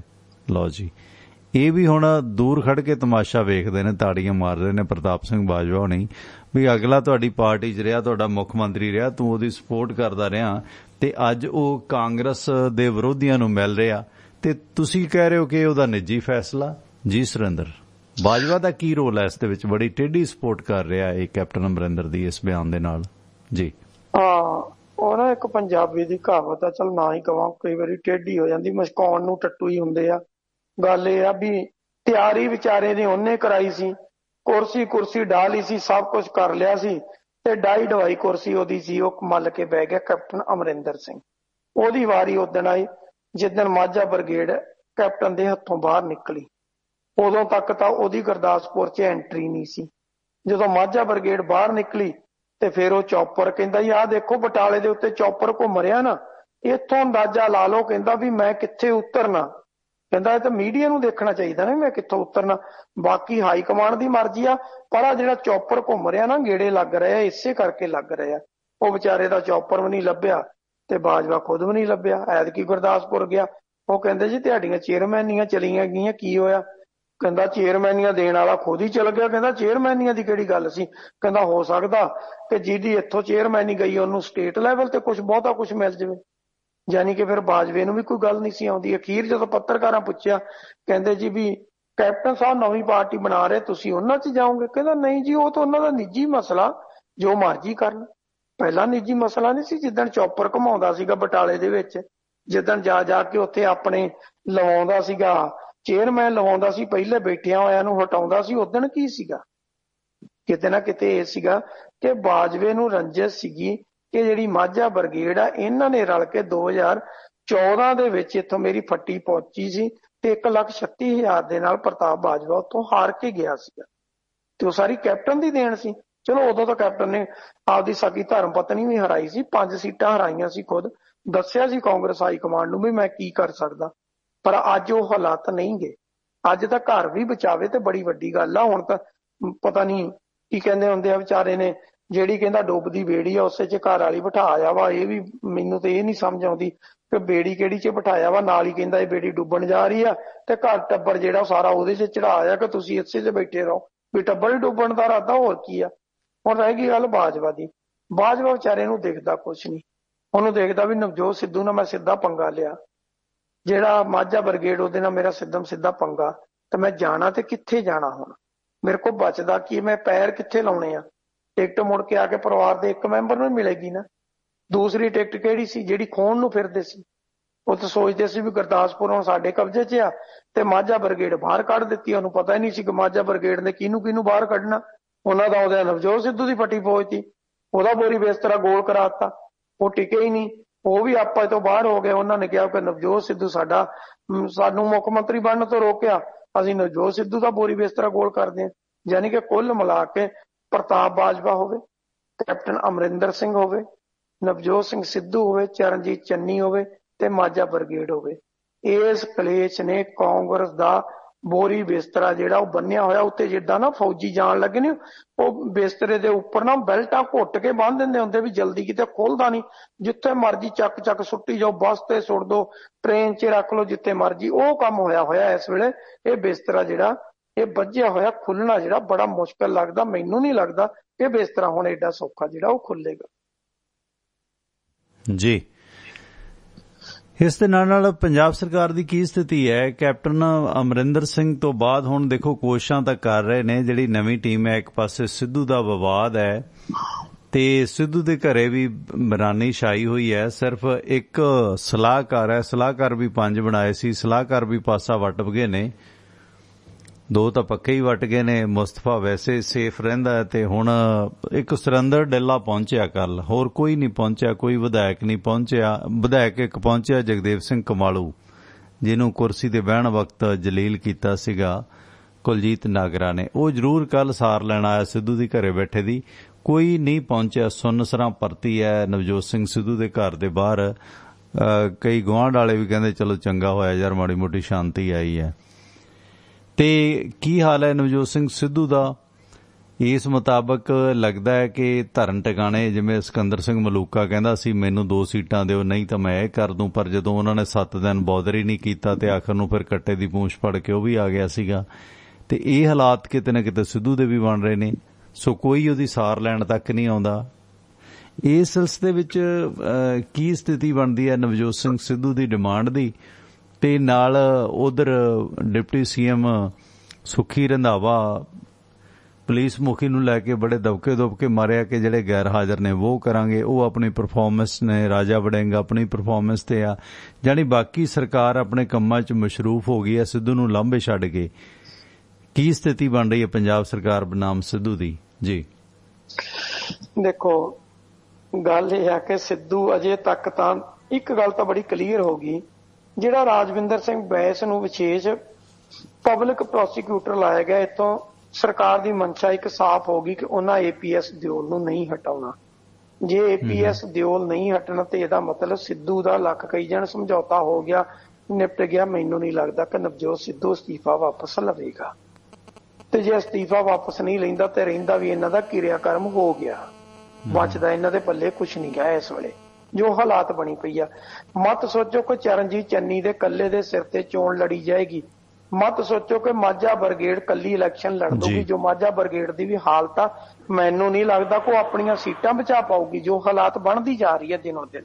ਠੀਕ ਹੈ ਨਾ, ਕਿਉਂਕਿ ਜਦੋਂ ਹਵਾ ਚੱਲਦੀ ਨਾ ਤਾਂ ਆਪਾਂ ਝੋਨੇ ਨੂੰ ਦੇਖਿਆ ਕਿ ਝੁਲਸ ਰੋਗ ਪੈ ਜਾਂਦਾ ਹੁੰਦਾ। ਜੇ ਉਹ ਝੁਲਸ ਰੋਗ ਪੈ ਜਾਏ ਨਾ, ਚੰਗਾ ਭਲਾ ਝੋਨਾ ਖੜਾ ਨਾ, ਦੂਸਰੇ ਦਿਨ ਸਵੇਰੇ ਜਾਓ ਸਾਰਾ ਹੀ ਸਫਾਲ ਲੰਬਾ ਪਿਆ ਹੁੰਦਾ, ਮੁੰਜਰਾ 'ਚ ਦਾਣੇ ਦੂਣੇ ਕੱਖ ਨਹੀਂ ਹੁੰਦੇ, ਸਭ ਕੁਝ ਸੁੱਕ ਜਾਂਦਾ। ਉਹਨੂੰ ਕਹਿੰਦੇ ਹੁੰਦਾ ਝੁਲਸ ਰੋਗ। ਫਿਰ ਜੇ ਕਿਸੇ ਨਾ ਐਗਰੀਕਲਚਰ ਡਿਪਾਰਟਮੈਂਟ ਦੇ ਐਕਸਪਰਟ ਨੂੰ ਬੁਲਾਈਏ, ਉਹ ਕਹਿੰਦਾ ਜੀ ਝੁਲਸ ਰੋਗ ਆ, ਇਹਦਾ ਇਲਾਜ ਕੋਈ ਨਹੀਂ ਗਾ, ਕੋਈ ਵੀ ਇਹਦਾ ਇਲਾਜ ਨਿਕਲੇ ਨਹੀਂ। ਕਹਿੰਦਾ ਨਹੀਂ ਜੀ, ਇਹਦਾ ਪਤਾ ਹੀ ਨਹੀਂ ਲੱਗਦਾ ਕਦੋਂ ਸ਼ੁਰੂ ਹੋ ਜਾਵੇ, ਤੇ ਬਸ ਇਹਦਾ ਤੇ ਇੱਕੋ ਹੀ ਆ। ਇਹਨੂੰ ਕਿਹਾ ਵੀ ਇਹ ਪਰਾਲੀ ਵੱਢੀ ਨਹੀਂ ਜਾਂਦੀ, ਥੱਲੋਂ ਦਾਤੀ ਵੀ ਨਹੀਂ ਫਿਰਦੀ, ਜੇ ਟਰੈਕਟਰ ਇਹਦੇ 'ਚ ਵਾੜਿਆ ਉਹਨੇ ਭਲਾ ਦੂਸਰੇ ਨੇ ਕੀ ਕਹਿੰਦੇ ਹੁੰਦੇ ਆ ਉਹ ਵੀ ਵਿੱਚ ਇਹਨੂੰ ਪਰਾਲੀ ਜਿਹੜੀ ਕੱਟੀ ਨਹੀਂ ਜਾਣੀ, ਤੇ ਨਾ ਇਹ ਰੀਪਰ ਨਾ ਵੱਢੀ ਜਾਣੀ। ਇਹਦਾ ਕੀ ਕਰਾਂਗੇ? ਕਹਿੰਦਾ ਜੀ ਇਹਦਾ ਤਾਂ ਇਲਾਜ ਕੁਝ ਨਹੀਂ, ਪਾਣੀ ਛੱਡ ਦਿਓ, ਪਰਾਲੀ ਵਿੱਚ ਹੀ ਗਾਲ ਦਿਓ, ਜਿੱਦਾਂ ਕੱਦੂ ਕਰੀਦਾ ਨਾ ਉਦਾਂ ਇਹਨੂੰ ਵਿੱਚ ਨੱਪ ਦਿਓ, ਤੇ ਬਾਅਦ 'ਚ ਤੁਹਾਡੇ ਕੋਲ ਟਾਈਮ ਹੈਗਾ ਤੇ ਕਣਕ ਥੋੜੀ ਜਿਹੀ ਲੇਟ ਬੀਜ ਲਿਓ। ਇਹਦਾ ਇਹੀ ਇਲਾਜ ਆ ਜੇ ਅਗਲੀ ਫਸਲ ਬਚਾਉਣੀ ਆ, ਹੋਰ ਕੁਝ ਨਹੀਂ ਹੈ। ਤੇ ਇਸ ਵਕਤ ਇਹ ਆ ਵੀ ਇਸ ਕਾਂਗਰਸ ਨੂੰ ਲੱਗ ਗਿਆ ਝੁਲਸ ਰੋਗ, ਤੇ ਝੁਲਸ ਰੋਗ ਦਾ ਐਡਾ ਸੌਖਾ ਇਲਾਜ ਹੈ ਨਹੀਂਗਾ, ਤੇ ਦਵਾਈ ਝੁਲਸ ਰੋਗ ਦੀ ਪੈਦਾ ਹੀ ਨਹੀਂ ਹੋਈ।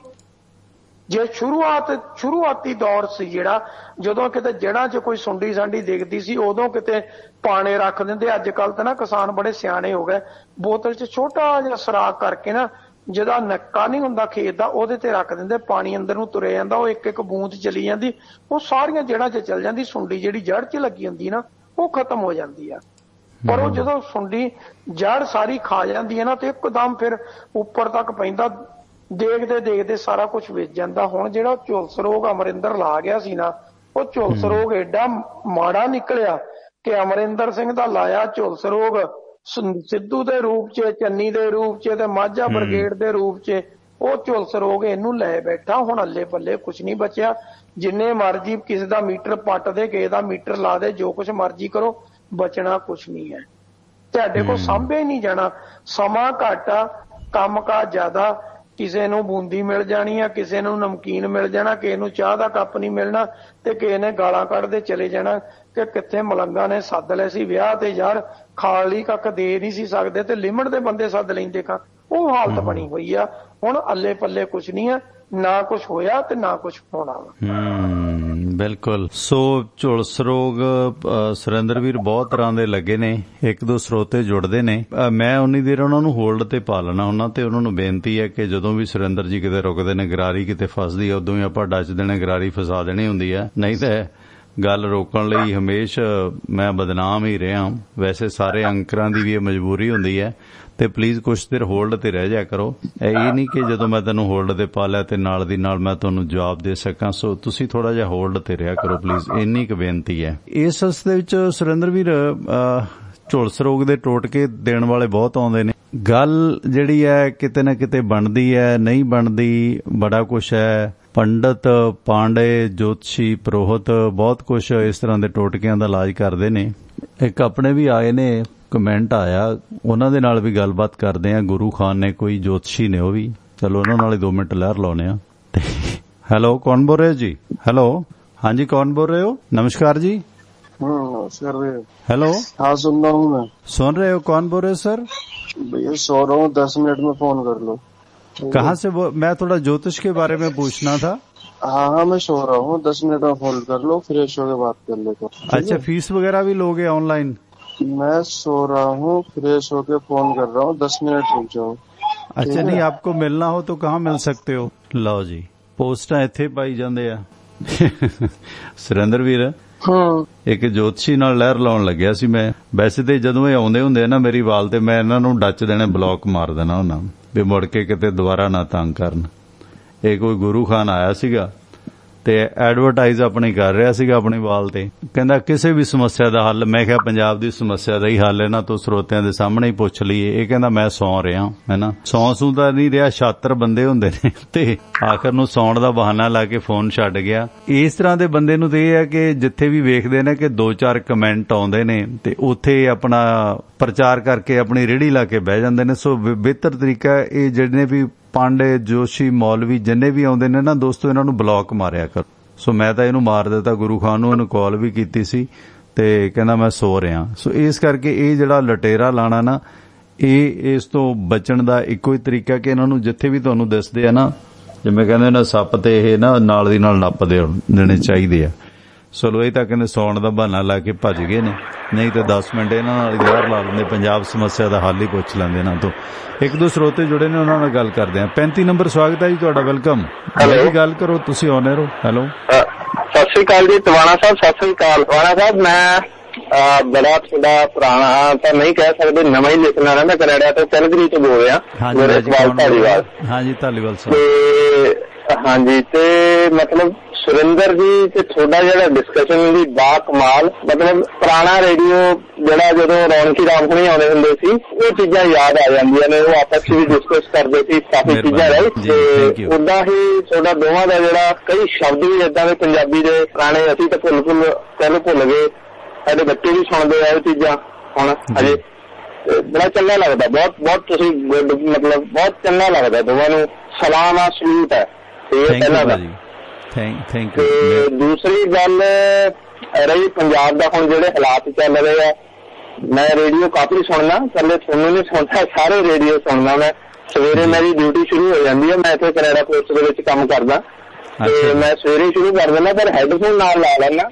ਉਹਦੇ ਵਿੱਚ ਟਵਾਣਾ ਰੇਡੀਓ ਵੀ, ਇੱਕ ਦੋ ਹੋਰ ਇੱਥੇ ਨਿਊਜ਼ ਦੇ ਸਾਡੇ ਨੇ, ਉਹ ਵੀ ਮਤਲਬ ਸਵੇਰ ਤੋਂ ਲੈ ਕੇ 1-2 ਵਜੇ ਤੱਕ ਮੈਂ ਰੈਗੂਲਰ ਸੁਣਦਾ, ਜਦ ਤੱਕ ਹੈਡਫੋਨ ਦੀ ਬੈਟਰੀ ਨਹੀਂ ਡੈਡ ਹੋ ਜਾਂਦੀ ਹੈ। ਅੱਛਾ ਜੀ।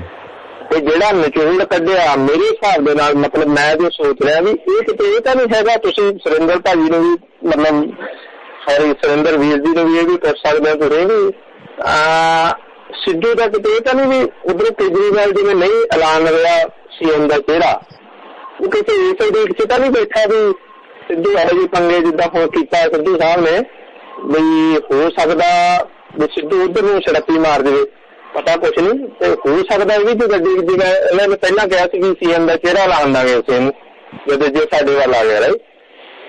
ਤੇ ਇਹ ਵੀ ਹੋ ਸਕਦਾ, ਕੋਈ ਵੱਡੀ ਗੱਲ ਨਹੀਂ ਹੈ। ਤੇ ਬਾਕੀ ਤੁਸੀਂ ਆਪਦੇ ਕੋਈ ਨਹੀਂ, ਥੈਂਕ ਯੂ, ਗੱਲ ਕਰ ਲੈਂਦੇ, ਕੋਈ ਨਹੀਂ।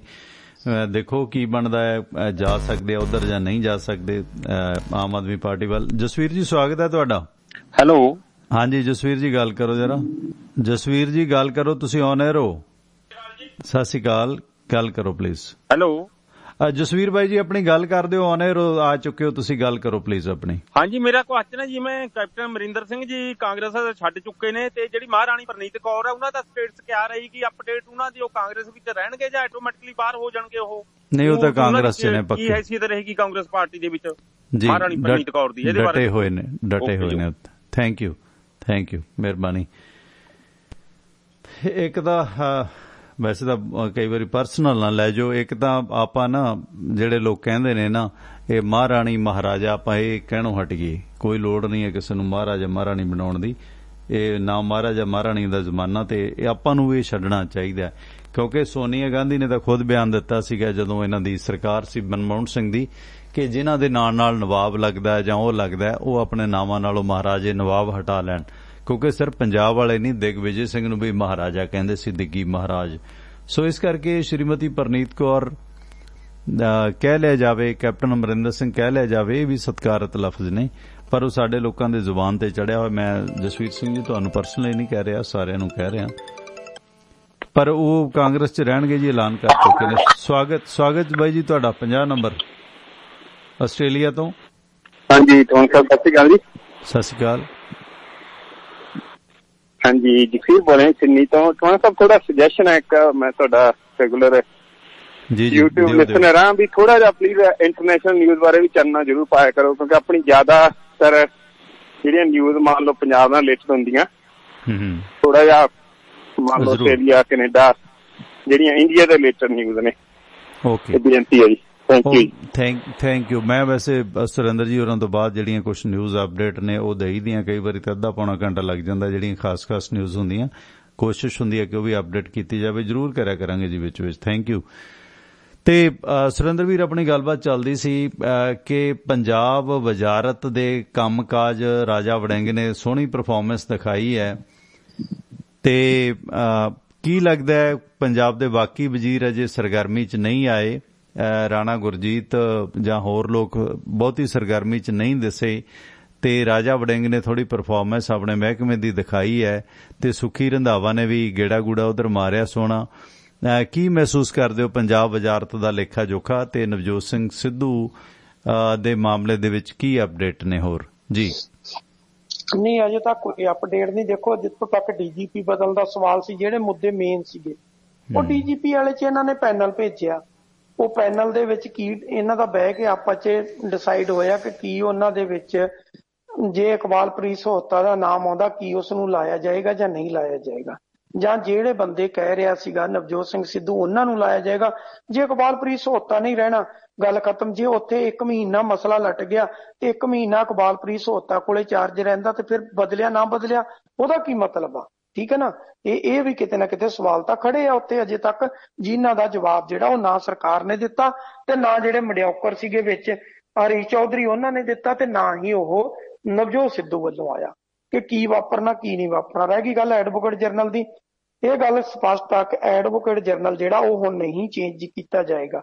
ਜੇ ਚੇਂਜ ਨਹੀਂ ਕੀਤਾ ਜਾਏਗਾ ਤੇ ਕੀ ਮੈਂ ਕੱਲ ਵੀ ਕਿਹਾ ਸੀ, ਵਿਸ਼ੇਸ਼ ਪਬਲਿਕ ਪ੍ਰੋਸੀਕਿਊਟਰ ਜਿਹੜਾ ਉਹ ਲਾਉਣ ਨਾਲ ਮਸਲਾ ਹੱਲ ਹੋ ਜਾਊਗਾ। ਜਿਹੜੇ ਬਾਕੀ ਮਸਲੇ ਨੇ ਉਹ ਕਿੱਥੇ ਗਏ ਨੇ? ਠੀਕ ਹੈ, ਅਸੀਂ ਇੱਕੋ ਗੱਲ ਕਹਿ ਜੀਏ ਕਾਬਲੀਅਤ ਕਾਬਲੀਅਤ ਕਾਬਲੀਅਤ, ਸਾਡੇ ਦਿਮਾਗ ਤੇ ਚੜ ਜਾਂਦੀ ਕਾਬਲੀਅਤ। ਉਹ ਭਾਈ ਹਾਈ ਕੋਰਟ 'ਚ ਕੋਈ ਕਾਬਲੀਅਤ ਨਹੀਂ ਹੁੰਦੀ ਆ, ਸਿਰਫ ਜੁਗਾੜਬੰਦੀ ਆ। ਜੁਗਾੜਬੰਦੀ ਕਈ ਵਾਰੀ ਨਵਾਂ ਆਇਆ ਵਕੀਲ 50-50 ਸਾਲ ਦੇ ਉੱਥੇ ਜੌਬ ਕਰਦਿਆਂ ਨੂੰ ਜਿਹੜਾ ਪੜ੍ਹਨੇ ਪਾ ਕੇ ਰੱਖ ਦਿੰਦਾ, ਕਿਉਂਕਿ ਸੈਟਿੰਗ ਅਜਿਹੀ ਹੁੰਦੀ ਆ। ਉਹ ਸੈਟਿੰਗ 'ਚ ਜੱਜ ਸੁਣਦਾ ਹੀ ਨਹੀਂ, ਉਹ ਕਹਿੰਦਾ ਜੀ ਮੈਂ ਤਾਂ ਫੈਸਲਾ ਦਊਂਗਾ, ਉੱਪਰ ਅਪਰ ਕੋਰਟ 'ਚ ਜਾਏ, ਉੱਥੇ ਜਾ ਕੇ ਆਪਦੀ ਅਪੀਲ ਕਰ ਲਿਓ, ਤੁਹਾਡੇ ਕੋਲ ਅਪੀਲ ਦੀ ਜਗ੍ਹਾ ਹੈਗੀ ਆ, ਮੈਨੂੰ ਜੋ ਠੀਕ ਲੱਗ ਰਿਹਾ ਮੈਂ ਤਾਂ ਉਹ ਫੈਸਲਾ ਦੇ ਰਿਹਾ। ਤੁਹਾਡੇ ਰੌਲਾ ਪਾਉਣ ਦੇ ਬਾਵਜੂਦ ਅਗਲਾ ਨਹੀਂ ਸੁਣਦਾ ਹੁੰਦਾ, ਕੀ ਕਰੋਗੇ? ਉੱਥੇ ਤੁਸੀਂ ਇਹ ਥੋੜੀ ਉਹਦੇ ਨਾਲ ਘਸੁੰਨ ਮੁੱਕੀ ਹੋ ਜਾਓਗੇ। ਇਸ ਕਰਕੇ ਇਹ ਆ ਕਿ ਜੋ ਕੁਝ ਹੋ ਰਿਹਾ ਮੇਰੇ ਹਿਸਾਬ ਨਾਲ ਉਹ ਕਿਤੇ ਨਾ ਕਿਤੇ ਗਲਤ ਆ ਕਿ ਇਹ ਜਿਹੜੇ ਮਸਲੇ ਚੱਕੇ ਗਏ ਸੀ, ਜੇ ਮਸਲੇ ਦਾ ਹੱਲ ਨਹੀਂ ਹੈ ਤੇ ਨਵਜੋਤ ਸਿੱਧੂ ਦੀ ਵੀ ਥਾਂ ਕੋਈ ਵਧੀਆ ਨਹੀਂ ਹੈ ਤੇ ਕਾਂਗਰਸ ਦੀ ਖੁਦ ਦੀ ਵੀ ਥਾਂ ਵਧੀਆ ਨਹੀਂ। ਹਾਂ, ਰਾਜਾ ਵੜਿੰਗ ਜ਼ਰੂਰ ਲੋਕਾਂ ਦੇ ਸਾਹਮਣੇ ਆਇਆ। ਰਾਜਾ ਵੜਿੰਗ ਚਾਹੇ ਸੰਗਰੂਰ ਹੋਵੇ ਤੇ ਚਾਹੇ ਬਠਿੰਡਾ, ਉਹਨੇ ਪਰਫਾਰਮੈਂਸ ਜਿਹੜੀ ਉਹ ਆਪਦੀ ਦਿਖਾਈ ਆ। ਬਠਿੰਡੇ ਦੇ ਵਿੱਚ ਜਿਹੜਾ ਪੱਕੇ ਤੌਰ ਤੇ ਔਰਬਿਟ ਵਾਲਿਆਂ ਦਾ ਜਿਹੜੀ ਕਿ ਬਾਦਲ ਪਰਿਵਾਰ ਦੀ ਸੀਗੀ ਮਾਲਕੀ ਸੀਗੀ, ਉਹਨਾਂ ਦਾ ਜਿਹੜਾ ਅੰਦਰ ਪੱਕੇ ਤੌਰ ਤੇ ਦਫ਼ਤਰ ਬਣਾਏ ਹੋਏ ਸੀਗੇ ਬੱਸ ਅੱਡੇ ਦੇ, ਉਹ ਸਾਰਾ ਕੁਝ ਚੱਕ ਦਿੱਤਾ ਗਿਆ। ਯਾਨੀ ਕਿ ਉਹਨਾਂ ਦਾ ਦਬਦਬਾ ਐਡਾ ਸੀ ਕਿ ਕਿੰਨੇ ਲੋਕ ਬੈਠੇ ਸੀ। ਆਪਾਂ ਨੂੰ ਪਤਾ, ਕੱਲੀ ਬੱਸ ਅੱਡਿਆਂ ਨੂੰ ਛੱਡੋ, ਮੈਂ ਤਾਂ ਇੱਥੋਂ ਤੱਕ ਹੈਰਾਨ ਆ, ਹਰ ਬੱਸ ਸਟੈਂਡ ਦੇ ਬਾਹਰੋਂ ਰਾਤ ਨੂੰ, ਇੱਥੇ ਪਟਿਆਲੇ ਵਾਲੇ ਤੇ ਨਹੀਂ ਚੱਲਦੀਆਂ, ਕਿੰਨੀਆਂ ਬੱਸਾਂ ਚੱਲਦੀਆਂ, 60 ਵਿਅਕਤੀਆਂ ਦੇ ਬੈਠਣ ਦੀ ਜਗ੍ਹਾ, 52 ਦੇ ਬੈਠਣ ਦੀ ਜਗ੍ਹਾ 100 150 ਭਰ ਕੇ ਜਾ ਰਹੀ ਹੈ। ਉਹ ਵੀ ਪਤਾ ਨਹੀਂ ਹੁੰਦਾ ਕਿ 9 ਵਜੇ ਖੜੀ ਹੋਗੀ, ਕਿਉਂਕਿ ਇਸ ਤੋਂ ਬਾਅਦ ਕੋਈ ਟਾਈਮ ਨਹੀਂ ਹੈ, ਬੱਸ ਖੜੀ ਹੋਗੀ। ਪ੍ਰਾਈਵੇਟ ਬੱਸ ਆ ਕਿੱਦਾਂ ਤੂੜੀ ਜਾਂਦੀ ਹੈ ਪਤਾ ਨਹੀਂ, ਉਹ ਰਾਤ ਨੂੰ 12 ਵਜੇ ਚੱਲਣੀ, 1 ਵਜੇ ਚੱਲਣੀ ਕਿ 2 ਵਜੇ ਚੱਲਣੀ। ਅੰਮ੍ਰਿਤਸਰ ਤੋਂ ਰੇਲਵੇ ਸਟੇਸ਼ਨ ਦੇ ਕੋਲੋਂ ਬੱਸਾਂ ਚੱਲਦੀਆਂ ਨੇ, ਉਹ ਕਿੱਥੋਂ ਤੱਕ ਚੱਲਣੀਆਂ, ਦਿੱਲੀ ਤੱਕ, ਪਤਾ ਹੀ ਨਹੀਂ ਕਿੰਨੀ ਕੋ ਬੱਸ ਚੱਲਦੀ ਆ ਤੇ ਕਿੱਦਾਂ ਤੂੜੀ ਜਾਂਦੀ। ਬਸ ਇਹ ਆ ਕਿ 20 ਕੋ ਗੁੰਡੇ ਬੈਠੇ ਆ, ਗੁੰਡਿਆਂ ਦਾ ਕੰਮ ਕੀ ਆ, ਹਾਂਜੀ ਚੜੋ ਜੀ ਬਹਿ ਜਾਓ ਅੰਦਰ। ਇੱਕ ਸੀਟ, 3 ਵਾਲੀ ਸੀਟ ਤੇ 5 ਬਿਠਾ ਦੇਣੇ, 2 ਵਾਲੀ ਤੇ 4 ਬਿਠਾ ਦੇਣੇ, ਲਟਕਾਈ ਜਾਣੀ, ਵਿੱਚੋਂ ਬੱਸ ਭਰ ਦੇਣੀ, ਤੂੰ ਬੋਨਟ ਤੇ ਬਹਿ ਜਾ, ਤੂੰ ਇਹਦੇ ਤੇ ਬਹਿ ਜਾ, ਲਾਲਾ ਕਰਾ ਕੇ ਉਹਨਾਂ ਲੋਕਾਂ ਨੇ। ਤੇ ਤੁਰਨ ਦਾ ਕੋਈ ਪਤਾ ਨਹੀਂ ਕਦੋਂ ਬੱਸ ਤੁਰਨੀ ਤੇ ਕਦੋਂ ਪਹੁੰਚਣੀ ਆ। ਉਹ ਸ਼ਰੇਆਮ ਪਬਲਿਕ ਨਾਲ ਧੱਕਾ ਹੋ ਰਿਹਾ। ਪਬਲਿਕ ਮਤਲਬ ਇੱਕ ਤਾਂ ਇਹ ਆ ਕਿ ਜਿਹੜੀ ਸੂਬਾ ਸਰਕਾਰ ਨੂੰ ਇਨਕਮ ਆਉਣੀ ਆ ਉਹ ਸਾਰੇ ਦੀ ਸਾਰੀ ਖੇ ਹੋ ਰਹੀ ਆ। ਤੇ ਖਾਸ ਇਹ ਵੈਸੇ ਕਹਿ ਦਿੰਦੇ ਆ ਲੋਕੀ ਕਿ ਬਾਦਲ ਨੇ ਲੁੱਟ ਲਿਆ ਜੀ ਬੱਸਾਂ 'ਚ। ਹੁਣ ਤੁਹਾਡੇ ਘਰ ਕੋਲੋਂ ਆਪਣੇ ਕਾਲ ਚੈਨਲ, ਆਪਾਂ ਕੈਪਟਨ ਸਰਕਾਰ ਜਦੋਂ ਦੀ ਬਣੀ ਆ 3-4 ਸਾਲ ਤੋਂ ਤੁਸੀਂ ਆਉਂਦੇ ਹੋ ਲਗਾਤਾਰ ਪ੍ਰੋਗਰਾਮ 'ਚ ਮੇਰੇ 'ਚ, ਤੇ ਆਪਾਂ ਉੱਥੇ ਵੇਖਦੇ ਸੀ ਦਿਨੇ ਹੀ ਬੱਸ ਲੱਗ ਜਾਂਦੀ ਹੈ 12 ਵਜੇ 10 ਵਜੇ ਸਵੇਰੇ, ਸ਼ਾਮ ਨੂੰ 12 ਵਜੇ ਚੱਲਦੀ ਹੈ, ਸਮਾਨ ਰਖਾਈ ਜਾਂਦੇ ਨੇ, ਲੋਕੀ ਗੋਲ ਗੱਪੇ ਖਾਈ ਜਾਂਦੇ ਨੇ। ਇਕਬਾਲਨ ਹੋਟਲ ਦੇ ਬਾਹਰ ਲਾਈਨ ਲੱਗੀ ਹੈ। ਪ੍ਰਾਈਵੇਟ ਬੱਸਾਂ ਨੇ, ਆਮ ਲੋਕਾਂ ਦੀਆਂ ਬੱਸਾਂ ਨੇ, ਮਹਾਜਨਾਂ ਦੀਆਂ ਬੱਸਾਂ ਨੇ, ਲਾਲਿਆਂ ਦੀਆਂ, ਸਿਰਫ ਇਹ ਨਹੀਂ ਕਿ ਬਾਦਲਾਂ ਦੀਆਂ ਜਾਂ ਡਿੰਪੀ ਦੀਆਂ ਨੇ ਹਨਾ, ਜਾਂ ਲਿਬੜੇ ਵਾਲਿਆਂ ਦੀਆਂ ਨੇ, ਜਾਂ ਕਰਤਾਰ ਵਾਲਿਆਂ ਦੀਆਂ ਨੇ, ਕਿਸੇ ਵੱਡੇ ਕਾਰਪੋਰੇਟਰ ਦੀ ਹੈਗੀ ਹੈ। ਤੇ ਆਮ ਲੋਕਾਂ ਦੀਆਂ ਬੱਸਾਂ ਨੇ ਸ਼ਰੇਆਮ, ਮਤਲਬ ਹਰ ਇੱਕ ਦਾ ਜਿਹਦਾ ਲੁੰਡ ਲੱਗਦਾ ਲਾਈ ਜਾਂਦਾ ਸੁਰਿੰਦਰ ਵੀਰ ਹੈਨਾ। ਸੋ ਇਹ ਹੁਣ ਨਹੀਂ, ਕਰੋਨਾ 'ਚ ਨਹੀਂ, ਕਰੋਨਾ ਤੋਂ ਪਹਿਲਾਂ ਵੀ ਇਹੀ ਕੁਛ ਚੱਲਦਾ ਰਿਹਾ। ਜਿਨ੍ਹਾਂ ਨੇ ਯੂਪੀ ਜਾਣਾ, ਯੂਪੀ ਤੋਂ ਆਉਣਾ, ਉਹ ਸਾਰੀਆਂ ਮਤਲਬ ਹੁਣ ਜੇ ਪਿੰਡਾਂ 'ਚ ਲੇਬਰ ਆਈ ਹੈ, ਪਿੰਡ 'ਚ ਕਿਸੇ ਦੀ ਮਿੰਨੀ ਬੱਸ ਆ, ਉਹ ਮਿੰਨੀ ਬੱਸ ਭਰ ਕੇ ਤੁਰ ਪੈਂਦਾ। ਸੋ ਇਹ ਨਹੀਂ ਕਿ ਸਿਰਫ ਬਾਦਲ ਹੀ ਟਰਾਂਸਪੋਰਟ 'ਚ ਲੁੱਟ ਰਿਹਾ, ਇੱਥੇ ਤਾਂ ਇਹ ਹੈ ਕਿ ਜੇ ਪਿੰਡ 'ਚ ਕਿਸੇ ਦੀ ਸਕੂਲ ਬੱਸ ਆਉਂਦੇ ਨੇ ਤਾਂ ਸਕੂਲ ਬੱਸਾਂ ਨਾਲ ਹੀ ਭਈਏ ਢੋਏ ਨੇ ਯੂਪੀ ਤੱਕ, ਬਿਹਾਰੀ ਭਰਾ ਆਪਣੇ ਜੀ। ਮੈਂ ਤੁਹਾਨੂੰ ਦੱਸ ਰਿਹਾ ਕਿ ਆਪਣੇ ਬੱਸ ਸਟੈਂਡ ਦੇ ਬਾਹਰ ਆ, ਮੈਂ ਨਾ ਉੱਤਰ ਪ੍ਰਦੇਸ਼ ਨੂੰ ਬੜਾ ਘੁੰਮ ਕੇ ਦੇਖਿਆ, ਮੱਧ ਪ੍ਰਦੇਸ਼ ਨੂੰ ਦੋ ਨੂੰ, ਉੱਥੇ ਬੱਸ ਸਟੈਂਡ ਸਾਰੀ ਰਾਤ ਹੀ ਖੁੱਲਾ। ਮੈਂ ਉਹਨਾਂ ਨੂੰ ਕਿਹਾ, ਮੈਂ ਕਿਹਾ ਲੋਕ ਏਦਾਂ ਬੈਠੇ, ਏਦਾਂ ਤੇ ਰੇਲਵੇ ਸਟੇਸ਼ਨ ਤੇ ਬੈਠਦੇ ਆ। ਕਹਿੰਦੇ ਜੀ ਇੱਥੇ ਤੇ ਇਸੇ ਤਰ੍ਹਾਂ ਬੈਠਦੇ। ਮੈਂ ਕਿਹਾ ਕਾਰਨ? ਕਹਿੰਦਾ ਜਦ ਬੱਸ ਆਏਗੀ ਜੀ ਲੋਕ ਚਲੇ ਜਾਏंगे। मैं क्या कहता कई बारी 24 घंटे नहीं बस आउंदी, ये बैठे ने। कहता बस ये है कि ਤੁਹਾਡੀ ਕੰਡਕਟਰ ਤੱਕ, ਡਰਾਈਵਰ ਤੱਕ ਜਾਂ ਉਹਦਾ ਜਿਹੜੇ ਅੱਗੇ ਦਲਾਲ ਨੇ ਉਹਨਾਂ ਤੱਕ ਅਪਰੋਚ ਹੋਈ ਚਾਹੀਦੀ ਆ, ਫਿਰ ਤੁਹਾਨੂੰ ਥਾਂ ਮਿਲ ਜੂ, ਅਦਰਵਾਈਜ਼ ਤੁਹਾਨੂੰ ਥਾਂ ਨਹੀਂ ਮਿਲੇਗੀ। ਲੋਕ ਉੱਥੇ ਸਮਾਨ ਲੈ ਕੇ ਬੈਠੇ ਆ, ਜਿਹੜਾ ਚੜ ਗਿਆ ਚੜ ਗਿਆ, ਜਿਹੜਾ ਰਹਿ ਗਿਆ ਰਹਿ ਗਿਆ। ਇਹ ਨਹੀਂ ਪਤਾ ਕਿ ਬੱਸ ਆਉਣੀ ਕਦੋਂ ਆ, ਬੱਸ ਤੁਰਨੀ ਕਦੋਂ ਆ, ਕੋਈ ਟਾਈਮ ਨਹੀਂ, ਕੋਈ ਕੁਝ ਨਹੀਂ। ਬੱਸ ਸਟੈਂਡ ਦੇ ਉੱਤੇ ਕਾਊਂਟਰ ਜਿਹੜਾ ਸਾਰਾ ਲੋਕਾਂ ਨਾਲ ਭਰੇ ਪਏ ਆ, ਬੁਰਾ ਹਾਲ ਆ। ਇਹੀ ਕੁਝ ਆਪਣੇ ਇੱਥੇ ਬੱਸ ਸਟੈਂਡਾਂ ਦੇ ਬਾਹਰ ਹੋ ਰਿਹਾ, ਜਿੱਥੇ ਕੋਈ ਦੇਖਦਾ। ਹੁਣ ਗੱਲ ਤੇ ਇਹ ਆ ਕਿ ਟਰਾਂਸਪੋਰਟ ਡਿਪਾਰਟਮੈਂਟ ਕਿੱਥੇ ਆ ਸਾਰੇ ਦਾ ਸਾਰਾ। ਕੋਈ ਵੀ ਬੱਸ ਜਿਹੜੀ ਬੱਸ ਸਟੈਂਡ ਤੋਂ ਬਾਹਰੋਂ ਨਹੀਂ ਚੱਲ ਸਕਦੀ, ਠੀਕ ਹੈ। ਟੈਕਸ ਪੇ ਕਰਨਾ ਤੇ ਟੈਕਸ ਪੇ ਕਰੋ ਤੇ ਬੱਸ ਸਟੈਂਡ ਦੇ ਅੰਦਰੋਂ ਬੱਸ ਚੱਲਣੀ ਆ, ਠੀਕ ਆ। ਜਦੋਂ ਬੱਸ ਸਟੈਂਡ ਰਾਤ ਨੂੰ ਬੰਦ ਹੁੰਦਾ, ਬੱਸ ਸਟੈਂਡ ਦੇ ਗੇਟ ਤੋਂ ਚੱਲ ਸਕਦੀਆਂ, ਠੀਕ ਹੈ ਨਾ। ਪਰ ਉਹਦਾ ਕੋਈ ਵਾਲੀ ਵਾਰਸ ਤਾਂ ਹੋਵੇ। ਇਹ ਥੋੜੀ ਆ ਸਾਰੀ ਰਾਤ ਗੁੰਡਾਗਰਦੀ ਚੱਲਦੀ ਰਵੇ, ਜਿਹਨੂੰ ਮਰਜ਼ੀ ਬਿਠਾ ਲਿਆ, ਜਿਹਨੂੰ ਮਰਜ਼ੀ ਤਾਰ ਲਿਆ, ਕੋਈ ਟਾਈਮ ਨਹੀਂ, ਕੋਈ ਕੁਛ ਨਹੀਂ ਵੀ ਜਦੋਂ ਬੱਸ ਭਰੂਗੀ ਤੋਰਾਂਗੇ। ਪਹਿਲਾਂ ਕਾਲ ਲੈ ਲਓ ਤੁਸੀਂ।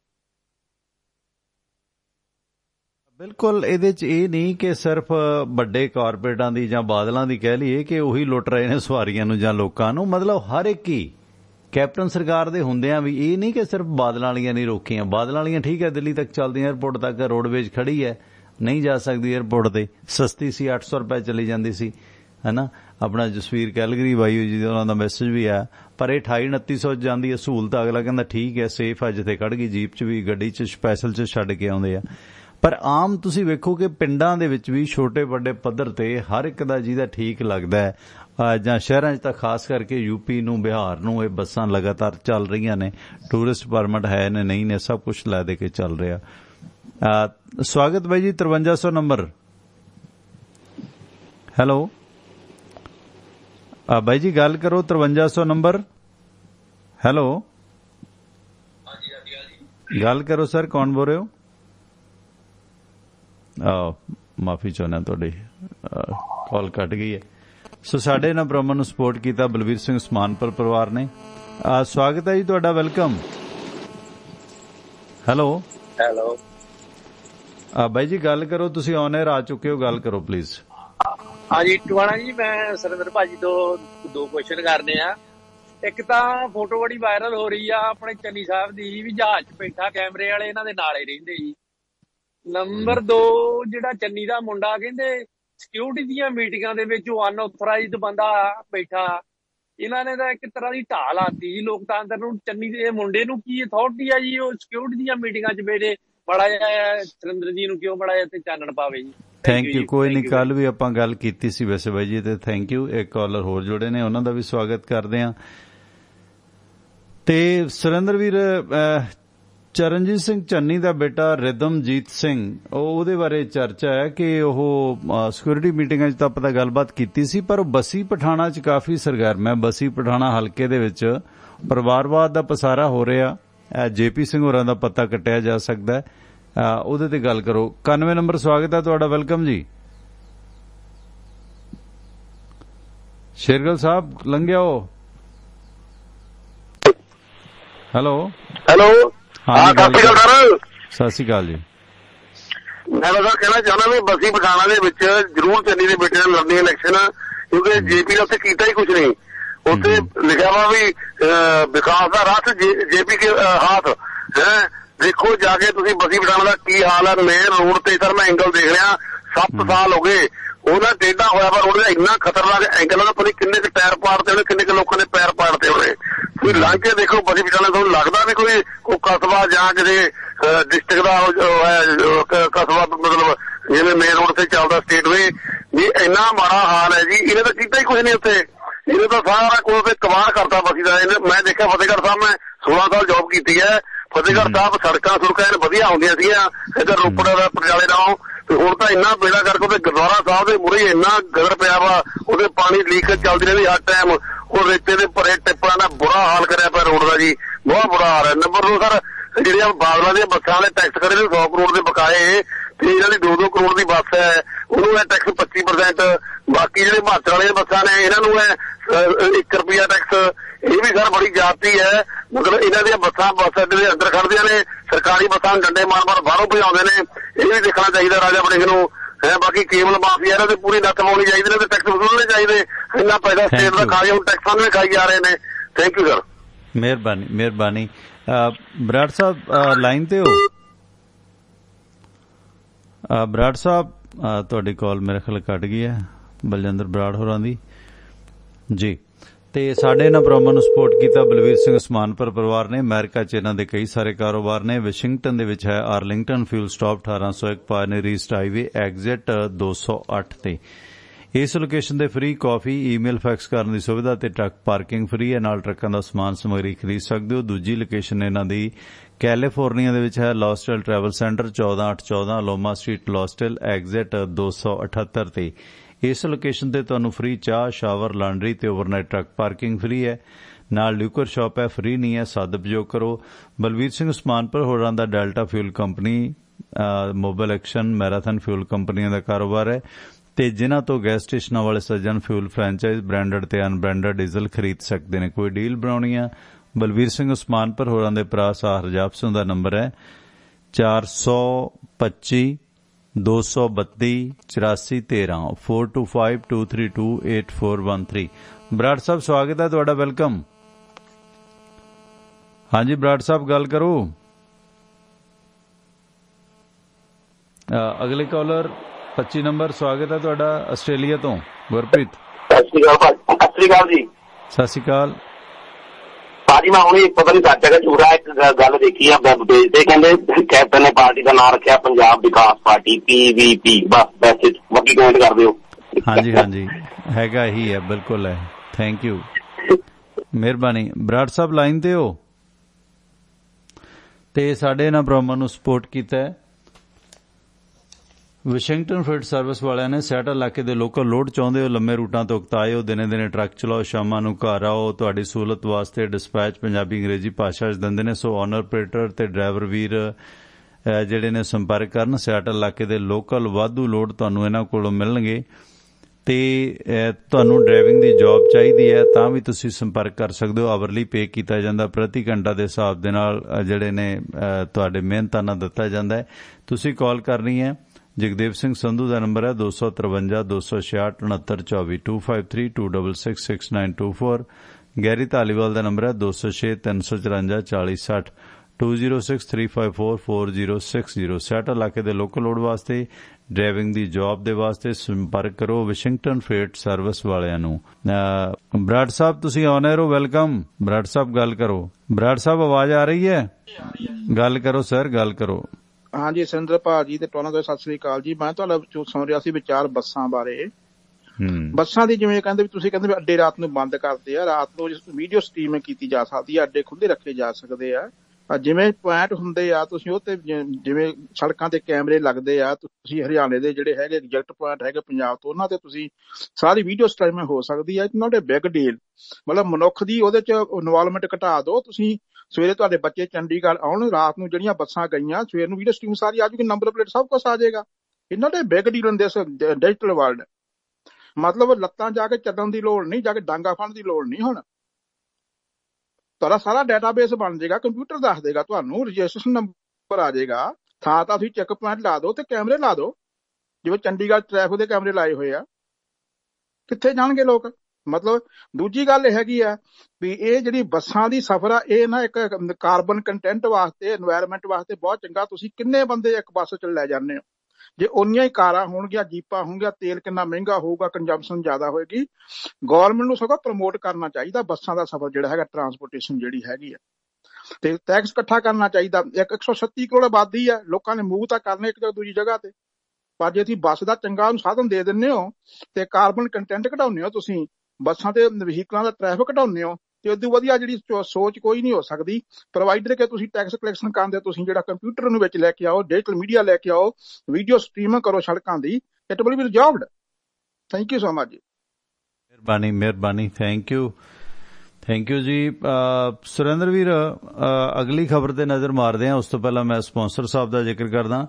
ਸਾਡੇ ਇਹਨਾਂ ਪ੍ਰੋਗਰਾਮਾਂ ਨੂੰ ਸਪੋਰਟ ਕੀਤਾ ਹੈ ਸੁਖੀ ਘੁੰਮਣ ਹੋਰਾਂ ਦਾ ਅਦਾਰਾ ਹੈ, union blaze truck stop 2201 100 Union Avenue, Bakersfield, California, zip code 93-307। ਨਾਲ ਇੰਡੀਅਨ ਰੈਸਟੋਰੈਂਟ ਬਣਿਆ ਹੋਇਆ ਜਿੱਥੇ ਦੇਸੀ ਘਿਓ ਦੇ ਪਰੌਂਠਿਆਂ ਦਾ ਦਹੀਂ ਨਾਲ ਲੁਤਫ ਲੈ ਸਕਦੇ ਹੋ ਤੇ ਹੋਰ ਭਾਰਤੀ ਵਿਦੇਸ਼ੀ ਖਾਣੇ ਖਾ ਸਕਦੇ ਹੋ। ਤੇ ਇਹ ਉਸੇ ਜਗ੍ਹਾ ਤੇ ਜਿੱਥੇ ਪਹਿਲਾਂ ਟਰੱਕ ਯੂਨੀਅਨ ਸਕੂਲ ਹੁੰਦਾ ਸੀ। ਤੇ ਇੱਥੇ ਤੁਸੀਂ ਟਰੱਕ ਵਾਸ਼ ਕਰਾ ਸਕਦੇ ਹੋ, ਡੀਜ਼ਲ ਪਵਾ ਸਕਦੇ ਹੋ। ਰੋਡਵੇਜ਼ ਟਰਾਂਸਪੋਰਟ ਵਾਲੇ ਸੁਖੀ ਘੁੰਮਣ ਹੋਰਾਂ ਦਾ ਨੰਬਰ ਹੈ 661 304 7500 6613047500। ਅਮਰੀਕਨ ਟੈਕਸ ਫਰਮਾਂ ਦੇ ਵਿੱਚ 5 ਸਾਲ ਦੇ ਕੰਮ ਕਰਨ ਦੇ ਤਜਰਬੇ ਯਾਫਤਾ CPA ਤਰਸੇਮ ਸਿੰਘ ਗਿੱਲ, ਜੋ ਕਿ ਨਿਊਜਰਸੀ ਦੇ ਲਾਗੇ ਈਸਟਰਨ ਸਿਟੀ ਪੈਂਸਿਲਵੇਨੀਆ ਦੇ ਵਿੱਚ ਵਸਦੇ ਨੇ, ਜਿਨ੍ਹਾਂ ਦਾ ਨੰਬਰ ਹੈ 484 764 9861। ਇਹਨਾਂ ਕੋਲੋਂ ਤੁਸੀਂ ਇੰਡੀਵਿਜੂਅਲ ਬਿਜ਼ਨਸ, ਵਪਾਰ, ਕਾਰੋਬਾਰ ਦੀ ਹਰ ਤਰ੍ਹਾਂ ਦੀ ਰਿਟਰਨ ਭਰਵਾ ਸਕਦੇ ਹੋ। ਤੇ ਇਸ ਤੋਂ ਇਲਾਵਾ ਕਿਸੇ ਰਿਸ਼ਤੇਦਾਰ ਨੂੰ ਅਮਰੀਕਾ ਸੱਦਣਾ, green card, work permit, spouse case ਦੀਆਂ ਪੇਪਰ ਫਾਈਲਿੰਗ ਸੇਵਾਵਾਂ ਲੈਣੀਆਂ ਨੇ ਤਾਂ ਤੁਸੀਂ ਕਾਲ ਕਰੋ CPA ਤਰਸੇਮ ਸਿੰਘ ਗਿੱਲ ਨੂੰ 4847649861 484 764 9861 ਨੰਬਰ ਹੈ CPA ਤਰਸੇਮ ਸਿੰਘ ਗਿੱਲ ਹੋਰਾਂ ਦਾ। ਸੁਰਿੰਦਰ ਵੀਰ, ਕਿਸਾਨ ਅੰਦੋਲਨ ਨੂੰ ਪੰਜਾਬ ਦੇ ਵਿੱਚ ਚੱਲਦਿਆਂ 1 ਸਾਲ ਤੋਂ ਸਮਾਂ ਵੱਧ ਹੋ ਗਿਆ, ਦੂਜੇ ਸਾਲ ਦੇ ਵਿੱਚ ਪ੍ਰਵੇਸ਼ ਕਰ ਚੁੱਕੇ ਨੇ। ਕਿਸਾਨਾਂ ਨੇ ਅੱਜ ਆਪਣੀਆਂ ਮੰਗਾਂ ਨੂੰ ਲੈ ਕੇ, ਖਾਸ ਕਰਕੇ ਜਿਹੜੀ ਝੋਨੇ ਦੀ ਖਰੀਦ ਨਹੀਂ ਹੋ ਰਹੀ ਉਸ ਮੁਤਲਕ ਪੰਜਾਬ ਦੇ ਨੇਤਾਵਾਂ ਨੂੰ, MLA MPs ਨੂੰ ਵੀ ਘੇਰਨਾ ਹੈ, ਸਦਰ ਮੁਕਾਮਾਂ ਤੇ ਵੀ ਧਰਨੇ ਪ੍ਰਦਰਸ਼ਨ ਕਰਨੇ ਨੇ, ਭਾਜਪਾਈਆਂ ਨੂੰ ਵੀ ਘੇਰਨਾ ਹੈ। ਸੰਯੁਕਤ ਕਿਸਾਨ ਮੋਰਚੇ ਵੱਲੋਂ ਕਾਂਗਰਸ ਵਿਧਾਇਕਾਂ ਦੇ ਘਿਰਾਓ ਦਾ ਐਲਾਨ ਅੱਜ ਕੀਤਾ ਗਿਆ। ਨੁਕਸਾਨੀਆਂ ਫਸਲਾਂ ਕਪਾਹ, ਨਰਮੇ ਦਾ 50,000 ਪ੍ਰਤੀ ਏਕੜ ਦੇ ਹਿਸਾਬ ਦੇ ਨਾਲ ਮੁਆਵਜ਼ਾ ਮੰਗ ਕੀਤਾ ਗਿਆ। ਤੇ ਰਾਜਸਥਾਨ, ਗੁਜਰਾਤ ਤੇ ਮੱਧ ਪ੍ਰਦੇਸ਼ ਵਰਗੇ ਵੱਡੇ ਜਿਹੜੇ ਬਾਜਰਾ ਉਤਪਾਦਕ ਦੇਸ਼ ਨੇ ਉਹਨਾਂ ਦੇ ਵਿੱਚ ਵੀ ਖਰੀਦ ਦੇ ਕੋਈ ਸੰਕੇਤ ਨਹੀਂ ਹੈ। ਹਰਿਆਣੇ ਦੇ ਵਿੱਚ ਵੀ ਇਸ ਸਾਲ ਬਾਜਰੇ ਦੀ ਫਸਲ ਖਰੀਦੀ ਨਹੀਂ ਜਾ ਸਕੀ, ਜਿਸ ਕਰਕੇ ਸੀਮਤ ਮਾਤਰਾ ਦੇ ਵਿੱਚ 600 ਰੁਪਏ ਪ੍ਰਤੀ ਕੁਇੰਟਲ ਦੇ ਘਾਟੇ ਤੇ ਭੁਗਤਾਨ ਦੀ ਪੇਸ਼ਕਸ਼ ਕੀਤੀ ਗਈ ਹੈ, ਜਿਸ ਨਾਲ ਬਾਜਰਾ ਉਤਪਾਦਕਾਂ ਨੂੰ ਕਾਫੀ ਨੁਕਸਾਨ ਹੋਏਗਾ। ਇਸੇ ਦੌਰਾਨ ਭਾਰਤੀ ਕਿਸਾਨ ਯੂਨੀਅਨ ਸਿੱਧੂਪੁਰ ਨੇ ਦਿੱਲੀੋਂ ਆਇਆ ਝੋਨੇ ਦਾ ਟਰੱਕ ਲੰਬੀ ਕਿੱਲਿਆਂ ਵਾਲੀ ਦੇ ਵਿੱਚ ਘੇਰ ਲਿਆ ਨਾਕੇ ਤੇ। ਇਹ ਬਾਹਰ ਤੋਂ ਆ ਕੇ ਝੋਨਾ ਵਿਕਦਾ ਸੀਗਾ, ਇਸ ਨੂੰ ਵੀ ਘੇਰ ਲਿਆ ਗਿਆ।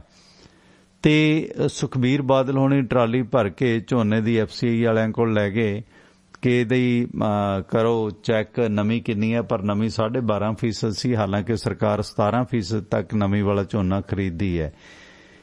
ਇਸ ਸਾਰੇ ਦੌਰਾਨ ਜਿਹੜਾ ਕਿਸਾਨ ਅੰਦੋਲਨ ਹੈ ਹਰਿਆਣੇ ਦੇ ਵਿੱਚ ਪੂਰੀ ਸਰਗਰਮੀ ਨਾਲ ਹੈ। ਕੱਲ ਦੁਸ਼ਯੰਤ ਚੌਟਾਲਾ ਨੂੰ ਵੀ ਘੇਰਿਆ ਗਿਆ। ਵਾਟਰ ਕੈਨਨ ਜਿਹੜਾ ਇਸਤੇਮਾਲ ਕੀਤੀਆਂ ਗਈਆਂ, ਝੱਜਰ ਦੇ ਵਿੱਚ ਕਿਸਾਨਾਂ ਨੂੰ ਪਾਣੀ ਦੇ ਨਾਲ ਝੰਬਿਆ ਗਿਆ। ਬਰਾੜਾ ਦੇ ਵਿੱਚ ਵੀ ਪੁਲਿਸ ਅਤੇ ਕਿਸਾਨ ਆਮੋ ਸਾਹਮਣੇ ਹੋਏ ਨੇ। ਸੋ ਉਸ ਦੌਰਾਨ OP ਧਨਖੜ ਨੇ ਜਿਹੜੇ ਪ੍ਰਦੇਸ਼ ਪ੍ਰਧਾਨ BJP ਦੇ, ਤੇ ਅੰਬਾਲਾ ਤੋਂ ਸੰਸਦ ਮੈਂਬਰ ਹੈ ਰਤਨ ਲਾਲ ਕਟਾਰੀਆ, ਇਹਦੀ ਵੀ ਜ਼ੁਬਾਨ ਕਟਾਰ ਹਰ ਗਈ ਹੈ। ਤੇ ਇਹਨਾਂ ਦਾ ਪ੍ਰੋਗਰਾਮ ਮੁਲਤਵੀ ਕਰਨਾ ਪਿਆ ਕਿਉਂਕਿ ਪੈਲਸ ਦੇ ਬਾਹਰ ਭਾਜਪਾ ਆਗੂਆਂ ਨੇ ਜਿਹੜਾ ਪ੍ਰੋਗਰਾਮ ਰੱਖਿਆ ਸੀ ਪੈਲਸ ਦੇ ਵਿੱਚ, ਤੇ ਉਹਨਾਂ ਨੂੰ ਬਾਹਰੋਂ ਕਿਸਾਨਾਂ ਨੇ ਘੇਰ ਲਿਆ। ਵਾਟਰ ਕੈਨਨ ਦਾ ਇਸਤੇਮਾਲ ਕੀਤਾ ਗਿਆ, ਕੁਝ ਕਿਸਾਨ ਵੀ ਜ਼ਖਮੀ ਹੋਏ ਨੇ। ਸੋ ਭਾਜਪਾ ਦਾ ਇਹ ਜਿਹੜਾ ਤਜਵੀਜ਼ ਪ੍ਰੋਗਰਾਮ ਸੀ ਇਹ ਮੁਲਤਵੀ ਹੋਇਆ ਤੇ ਮਗਰੋਂ ਕਿਸਾਨਾਂ ਨੇ ਆਪਣੀ ਜਿੱਤ ਦਾ ਪ੍ਰਗਟਾਵਾ ਕੀਤਾ। ਝੰਬੇ ਹੋਣ ਦੇ ਬਾਵਜੂਦ ਵੀ ਉਹਨਾਂ ਨੇ ਚੜ੍ਹਦੀ ਕਲਾ ਦੇ ਨਾਅਰੇ ਨੇ ਹਰਿਆਣਾ ਦੇ ਵਿੱਚ ਲਾਏ ਨੇ। ਸੋ ਹਰਿਆਣਾ ਦਾ ਕਿਸਾਨ ਵੀ ਕਾਫੀ ਅਗਰੈਸਿਵ ਮੂਡ ਦੇ ਵਿੱਚ ਹੈ। ਵੱਡੀ ਤਾਦਾਦ ਦੇ ਵਿੱਚ ਬੀਬੀਆਂ ਵੀ ਸ਼ਾਮਲ ਸਨ ਹਰਿਆਣੇ ਦੇ ਵਿੱਚ। ਇਹ ਜਿਹੜਾ ਝੱਜਰ ਅਤੇ ਬਰਾੜਾ ਦੇ ਵਿੱਚ ਜਿਵੇਂ ਘੇਰਿਆ ਗਿਆ, ਤੇ ਪੁਲਿਸ ਨੇ ਸਿਰਫ 15 ਕਿਸਾਨਾਂ ਨੂੰ ਕਾਲੇ ਝੰਡੇ ਦਿਖਾਉਣ ਦੀ ਆਗਿਆ ਤੇ ਨਾਅਰੇਬਾਜ਼ੀ ਦਿੱਤੀ ਸੀ, ਪਰ ਕਿਸਾਨ ਵੱਡੀ ਤਾਦਾਦ ਸੀ, ਜਿਸ ਕਰਕੇ ਇਹ ਕਲੇਸ਼ ਵਧਿਆ। ਇਸ ਸਿਲਸਿਲੇ ਵਿੱਚ ਕੀ ਅਪਡੇਟ ਹੈ ਕਿਸਾਨਾਂ ਦੀ, ਤੇ ਅਗਲੀ ਖਬਰ ਦੇ ਨਾਲ ਹੀ ਜੁੜੀ ਹੈ।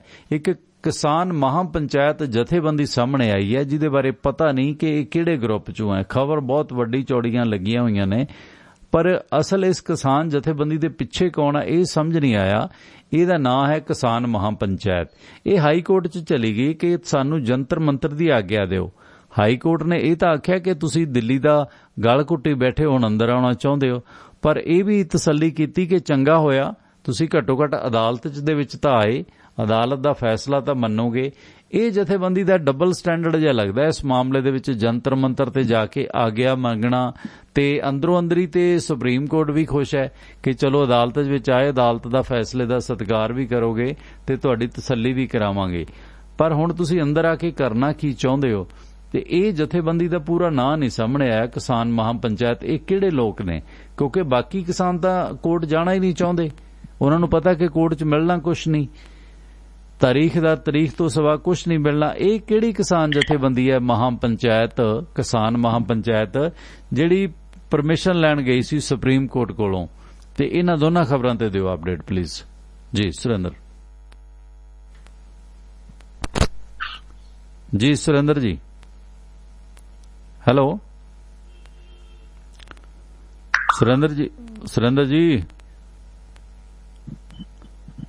ਸੁਰਿੰਦਰ ਜੀ ਗੱਲ ਕਰੋ ਜਰਾ। ਹੈਲੋ, ਸ਼ਾਇਦ ਆਵਾਜ਼ ਨਹੀਂ ਆ ਰਹੀ ਉਹਨਾਂ ਨੂੰ।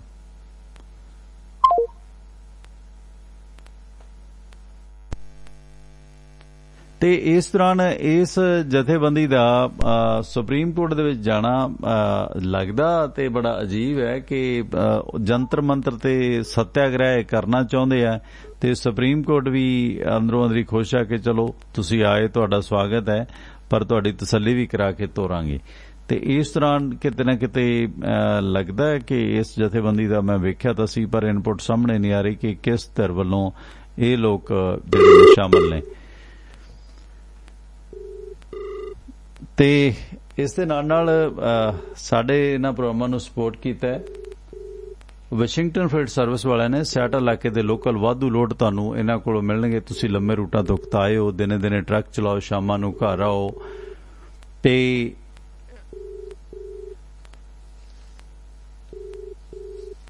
ਤੁਹਾਡੀ ਸਹੂਲਤ ਵਾਸਤੇ ਡਿਸਪੈਚ ਵੀ ਪੰਜਾਬੀ ਅੰਗਰੇਜ਼ੀ ਭਾਸ਼ਾ ਦੇ ਵਿੱਚ ਦਿੱਤੀ ਜਾਂਦੀ ਹੈ।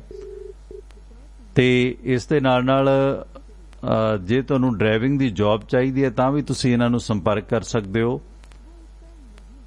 ਆਵਰਲੀ ਪੇ ਕੀਤਾ ਜਾਂਦਾ, ਪ੍ਰਤੀ ਘੰਟਾ ਦੇ ਹਿਸਾਬ ਦੇ ਨਾਲ ਵੇਜਸ ਤੁਹਾਡੀ ਡਰਾਈਵਿੰਗ ਜੌਬ ਦੇ ਦਿੱਤੇ ਜਾਂਦੇ ਨੇ। ਵਾਸ਼ਿੰਗਟਨ ਫੀਲਡ ਸਰਵਿਸ ਤੁਹਾਨੂੰ ਵਾਧੂ ਸਿਆਟਲ ਇਲਾਕੇ ਦੇ ਲੋਡ ਵੀ ਮੁਹੱਈਆ ਕਰਾਉਂਦੇ ਨੇ। ਤੁਸੀਂ ਸੰਪਰਕ ਕਰ ਸਕਦੇ ਹੋ ਜਗਦੇਵ ਸਿੰਘ ਸੰਧੂ ਨੂੰ, ਜਿਨ੍ਹਾਂ ਦਾ ਨੰਬਰ ਹੈ 253 266 6924 2532666924।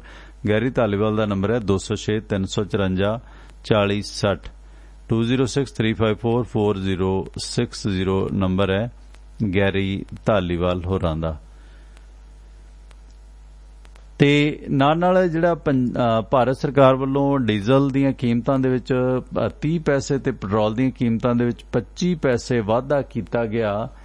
ਇਸ ਦੇ ਨਾਲ ਜਿਹੜਾ ਕਿਤੇ ਨਾ ਕਿਤੇ ਕਿਸਾਨੀ ਨੂੰ ਫਿਰ ਨਾਰਾਜ਼ਗੀ ਹੋਏਗੀ, ਕਿਉਂਕਿ ਦਿੱਲੀ ਦੇ ਵਿੱਚ ਇਹਨਾਂ ਵਧੀਆਂ ਕੀਮਤਾਂ ਨਾਲ ਪੈਟਰੋਲ ਸਭ ਤੋਂ ਉੱਚੇ ਪੱਧਰ ਤੇ 101 ਰੁਪਏ 99 ਪੈਸੇ ਪ੍ਰਤੀ ਲੀਟਰ ਤੇ ਮੁੰਬਈ ਦੇ ਵਿੱਚ ਪੈਟਰੋਲ 107 ਰੁਪਏ 95 ਪੈਸੇ ਲੀਟਰ ਹੋ ਗਿਆ।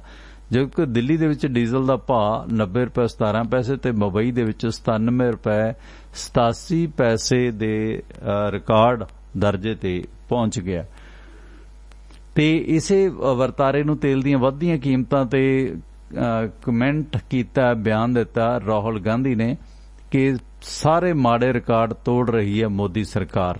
ਸੋ ਇਸ ਸੰਬੰਧੀ ਉਹਨਾਂ ਨੇ ਘੇਰਿਆ ਕਿ ਇਹ ਜੋ ਗਲਤ ਰਿਕਾਰਡ ਨੇ ਹੁਣ ਤੱਕ ਦੇ, ਇਹ ਸਾਰੇ ਤੋੜ ਰਹੇ ਨੇ, ਮੋਦੀ ਸਰਕਾਰ ਇਹ ਕ੍ਰੈਡਿਟ ਲੈ ਰਹੇ ਨੇ। कृपया कुछ प्रयास करें। ਕੀ ਹੋ ਗਿਆ ਬਾਬੇ ਤੈਨੂੰ?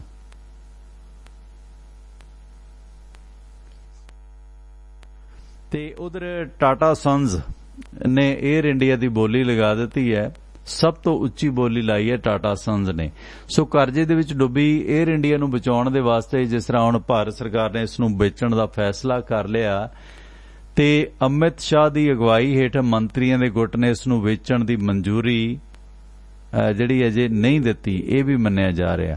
ਇਸ ਬੋਲੀ ਨੂੰ ਜਿਹੜੀ ਟਾਟਾ ਸੰਜ਼ ਨੇ ਸਭ ਤੋਂ ਵੱਡੀ ਬੋਲੀ ਲਾਈ ਹੈ, ਇਸ ਨੂੰ ਮਨਜ਼ੂਰ ਨਹੀਂ ਕੀਤਾ ਗਿਆ ਅਮਿਤ ਸ਼ਾਹ ਦੀ ਤਰਫੋਂ ਤੇ ਜਿਹੜੇ ਗਰੁੱਪ ਆਫ ਮਿਨਿਸਟਰ ਦੀ ਤਰਫੋਂ। ਇਸ ਸੰਬੰਧੀ ਟਾਟਾ ਸੰਜ਼ ਅਤੇ ਸਪਾਈਸ ਜੈਟ ਦੇ ਪ੍ਰਮੋਟਰ ਅਜੇ ਸਿੰਘ ਦੀਆਂ ਬੋਲੀਆਂ ਨੂੰ ਕੁਝ ਦਿਨ ਪਹਿਲਾਂ ਖੋਲ੍ਹਿਆ ਗਿਆ ਤੇ ਬੁੱਧਵਾਰ ਨੂੰ ਇਸ ਦੀ ਜਾਂਚ ਕੀਤੀ ਗਈ ਹੈ ਤੇ ਇਸ ਦੀ ਰਾਖਵੀਂ ਕੀਮਤ ਦਾ ਮੁਲਾਂਕਣ ਕੀਤਾ ਗਿਆ। ਜੀ ਸੁਰਿੰਦਰ, ਹੈਲੋ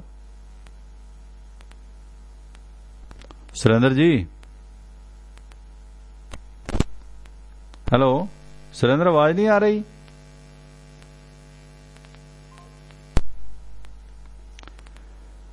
ਤੇ ਇਹਨਾਂ ਬੋਲੀਆਂ ਨੂੰ ਅਜੇ ਟਾਟਾ ਸੰਸ ਵੱਲੋਂ ਅਮਿਤ ਸ਼ਾਹ ਵੱਲੋਂ ਮਨਜ਼ੂਰੀ ਨਹੀਂ ਦਿੱਤੀ ਗਈ ਹੈ ਗਰੁੱਪ ਆਫ ਮਿਨਿਸਟਰਸ ਵੱਲੋਂ, ਪਰ ਸਭ ਤੋਂ ਉੱਚੀ ਬੋਲੀ ਹੈ ਜਿਹੜੀ ਇਸ ਮਾਮਲੇ ਦੇ ਵਿੱਚ ਟਾਟਾ ਸੰਸ ਵੱਲੋਂ ਦਿੱਤੀ ਗਈ ਹੈ।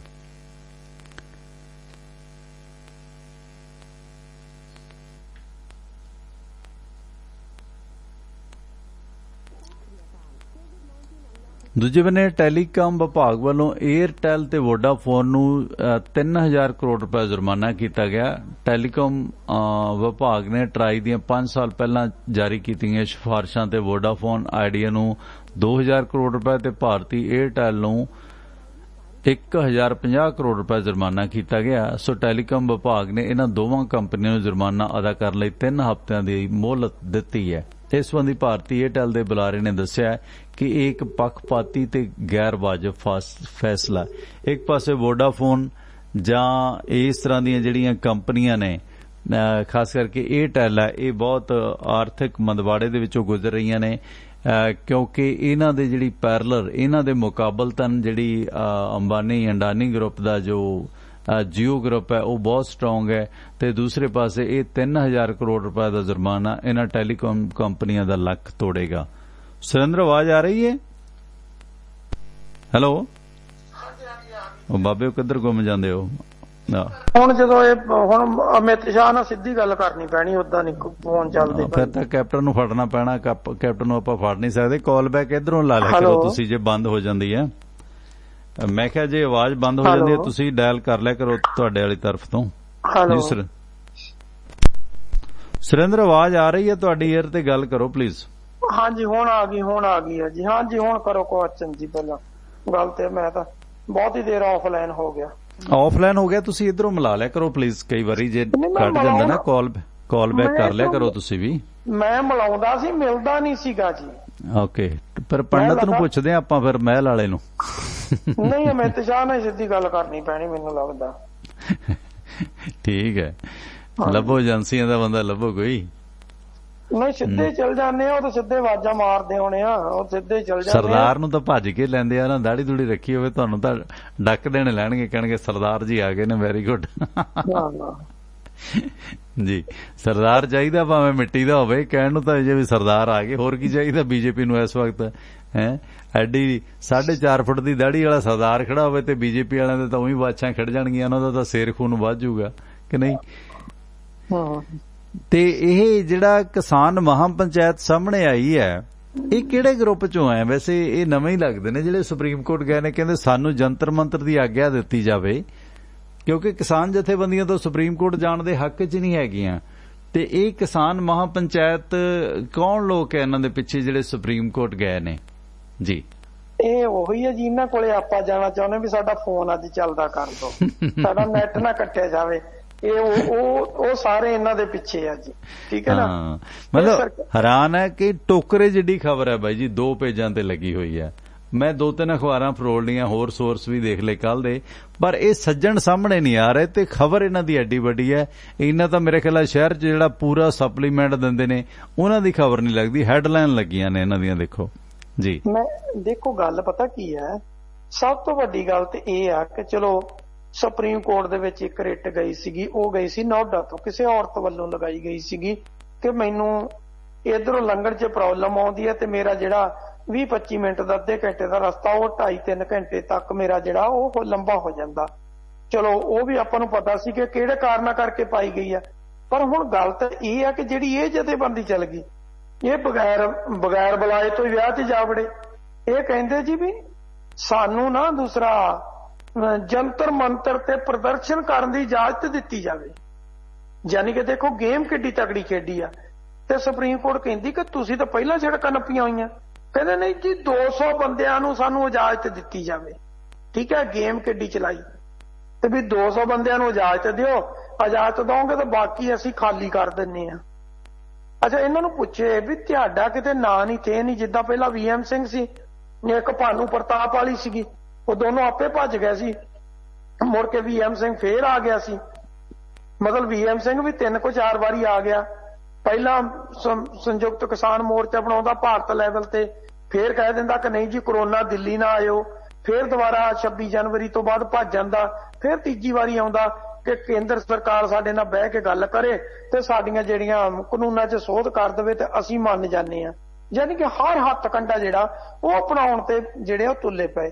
ਹੁਣ ਗੱਲ ਆ ਕਿ ਇਹਨਾਂ ਨਾਲ ਬੰਦਾ ਨਹੀਂ ਪਰਿੰਦਾ ਨਹੀਂ, ਏਦਾਂ ਦੀ ਇੱਕ ਜਥੇਬੰਦੀ ਕੱਲ ਲੁਧਿਆਣੇ 'ਚ ਵੀ ਆਈ ਆ, ਠੀਕ ਹੈ ਜੀ।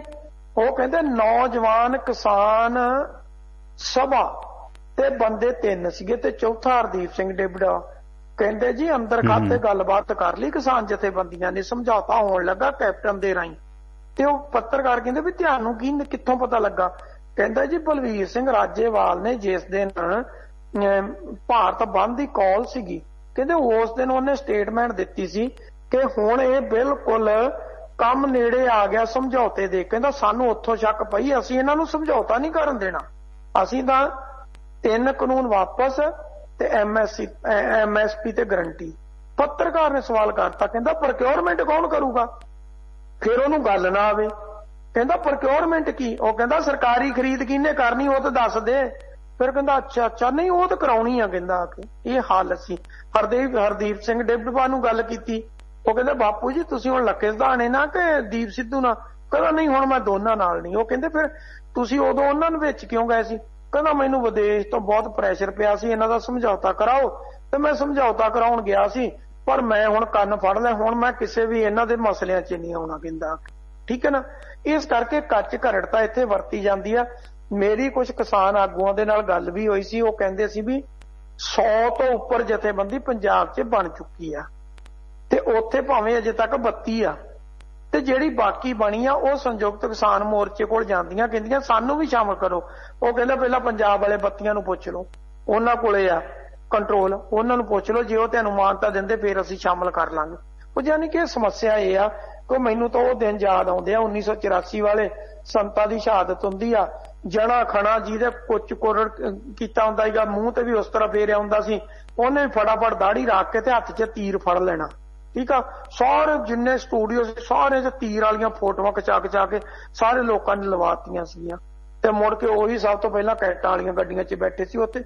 ਹੁਣ ਇੱਥੇ ਹਾਲਾਤ ਕੀ ਬਣੀ ਆ ਕਿ ਦੇਖੋ ਵੀ ਇਹਨਾਂ ਬੰਦਿਆਂ ਦਾ ਕੋਈ ਲੈਣ ਨਹੀਂ ਕੋਈ ਦੇਣ ਨਹੀਂ, ਚੁੱਪ ਕਰਕੇ ਸਿੱਧਾ ਕੋਰਟ ਜਾ ਵੜਿਆ।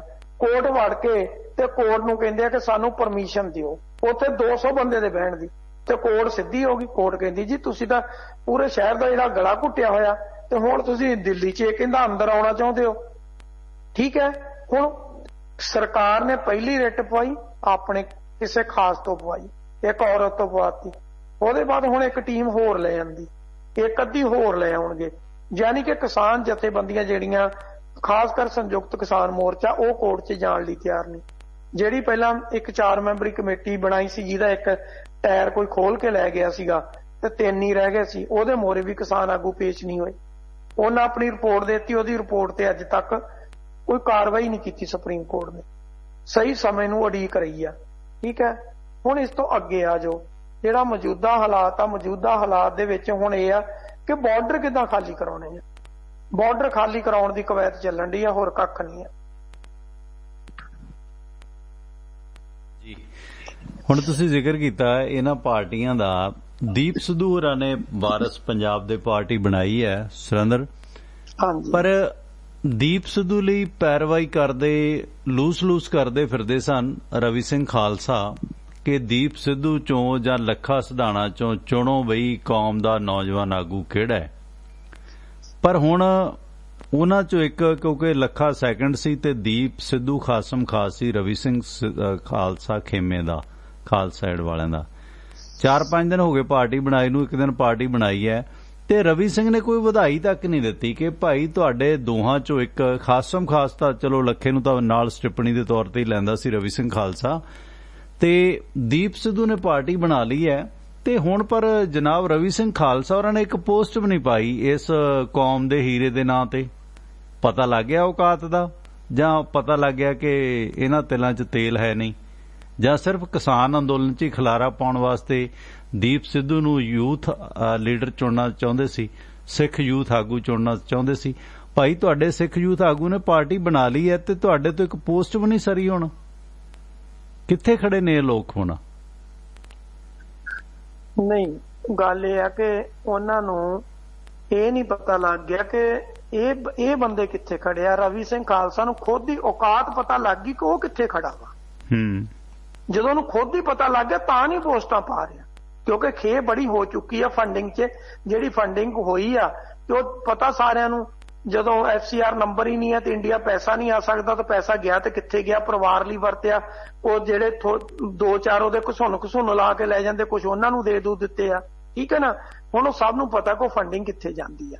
ਉਹਨੂੰ ਖੁਦ ਨੂੰ ਹੌਲੀ ਹੌਲੀ ਆਪਣੀ ਔਕਾਤ ਜਿਹੜੀ ਉਹ ਯਾਦ ਆ ਰਹੀ ਆ ਕਿ ਮੈਂ ਕੌਮ ਨਾਲ ਧਰੋਹ ਕਮਾ ਰਿਹਾ।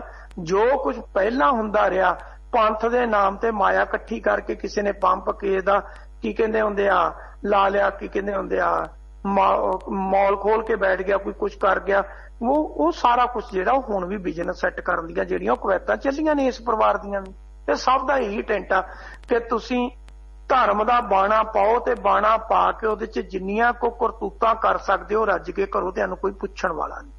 ਇਹ ਬੜੀ ਵੱਡੀ ਸਮੱਸਿਆ ਸਾਡੀ ਅੱਜ ਦੇ ਸਮੇਂ ਦੀ ਜਿਹੜੀ ਉਹ ਖੜੀ ਹੋਈ ਆ। ਇਸ ਕਰਕੇ ਉਹਨੂੰ ਇਹਨਾਂ ਦੀਆਂ ਕਰਤੂਤਾਂ ਤਾਂ ਪਤਾ ਲੱਗਣੀਆਂ ਸੀ। ਮੇਰੇ ਹਿਸਾਬ ਨਾਲ ਉਹਨੂੰ ਖੁਦ ਦੀਆਂ ਕਰਤੂਤਾਂ ਵੀ ਪਤਾ ਲੱਗ ਗਈਆਂ ਕਿ ਮੈਂ ਹੁਣ ਤੱਕ ਕੀ ਕੀਤੀਆਂ, ਤੇ ਇਸ ਕਰਕੇ ਸ਼ਾਇਦ ਥੋੜਾ ਬਹੁਤਾ ਰੁਕਿਆ ਰਹੂਗਾ। ਪਰ ਜਦੋਂ ਸੱਜੇ ਖੱਬਿਓਂ ਜਿਹੜੇ ਉਹਦੇ ਮਗਰ ਘਸੁੰਨ ਵਾਲੇ ਖੜੇ ਆ, ਜਦੋਂ ਥੋੜਾ ਬਹੁਤਾ ਹੋਰ ਦਬਕਣਗੇ ਤੇ ਫਿਰ ਕੋਈ ਵਿੰਗੀ ਟੇਢੀ ਪੋਸਟ ਜ਼ਰੂਰ ਪਾ ਦੂਗਾ। ਪਰ ਬਹੁਤ ਹੀ ਜ਼ਿਆਦੀ ਆਸ ਅਜੇ ਜਿਹੜੀ ਆ ਉਹਦੇ ਤੋਂ ਕੀਤੀ ਨਹੀਂ ਜਾ ਸਕਦੀ। ਨਹੀਂ, ਮਤਲਬ ਕਿੰਨਾ ਸਿਰ ਤੇ ਚੱਕਿਆ ਸੀ ਕਿ ਯੂਥ ਚੁਣੋ, ਤੁਸੀਂ ਦੱਸ ਦਿਓ। ਪਹਿਲਾਂ ਤਾਂ ਉਹਨਾਂ ਨੂੰ ਕਹਿੰਦਾ ਭਾਈ ਅੰਦੋਲਨ 'ਚ ਸ਼ਾਮਲ ਕਰੋ, ਭਾਈ ਇਹਨਾਂ ਨੂੰ ਇਹ ਕਰੋ ਭਾਈ। ਪਰ ਹੁਣ ਭਾਈ ਸਾਹਿਬ ਕੋਈ ਪੋਸਟ ਹੀ ਨਹੀਂ ਪਾਈ। ਭਾਈ ਸਾਹਿਬ ਹੁਣ ਕੀਤਾ ਕੀ ਜਾਵੇ? ਮੈਨੂੰ ਕਿਤੇ ਨਾ ਕਿਤੇ ਸੀਨ ਚੇਤੇ ਆਉਂਦਾ ਇਹਨਾਂ ਲੋਕਾਂ ਦਾ।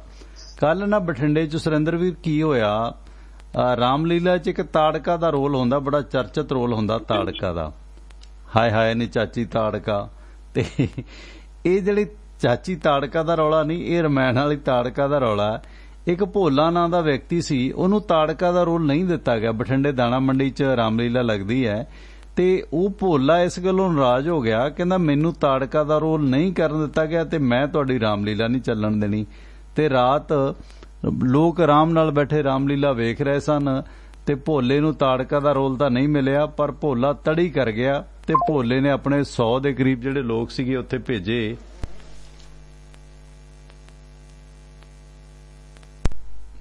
ਜਿਨ੍ਹਾਂ ਨੇ ਕਿਤੇ ਨਾ ਕਿਤੇ ਫਿਰ ਉੱਥੇ ਉਹ ਡਾਂਗ ਫੇਰੀ ਨਾਲੇ ਤੇ ਰਾਮ ਤੇ ਸੀਤਾ ਦਾ ਰੋਲ ਕਰਨ ਵਾਲੇ ਜਿਹੜੇ ਹੋਰ ਲੋਕ ਸੀ ਉਹ ਦਵੱਲੇ ਤਲਵਾਰਾਂ ਤੇ ਬੇਸਬਾਲ ਬੈਟ ਦੇ ਨਾਲ ਕੁੱਟ-ਕੁੱਟ ਕੇ ਕਈ ਭਜਾਏ ਤੇ ਜਿਹੜੀ ਰਮਾਇਣ ਕਮੇਟੀ ਵਾਲੇ ਲੋਕ ਸੀਗੇ ਉਹ ਕੁੱਟ ਕੇ ਭਜਾਏ।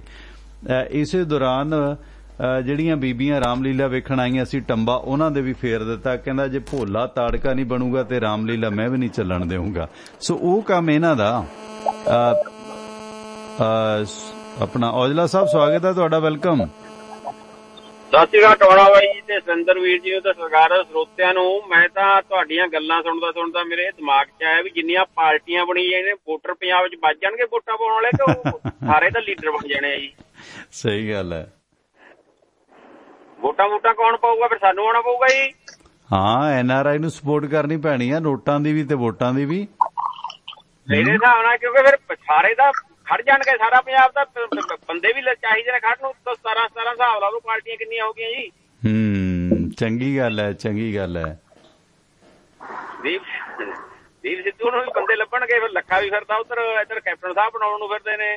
ਅਜੇ ਤਾਂ ਹੋਰ ਬਣ ਗਈਆਂ 2-4 ਪਾਰਟੀਆਂ, ਵੇਖਦੇ ਜਾਓ।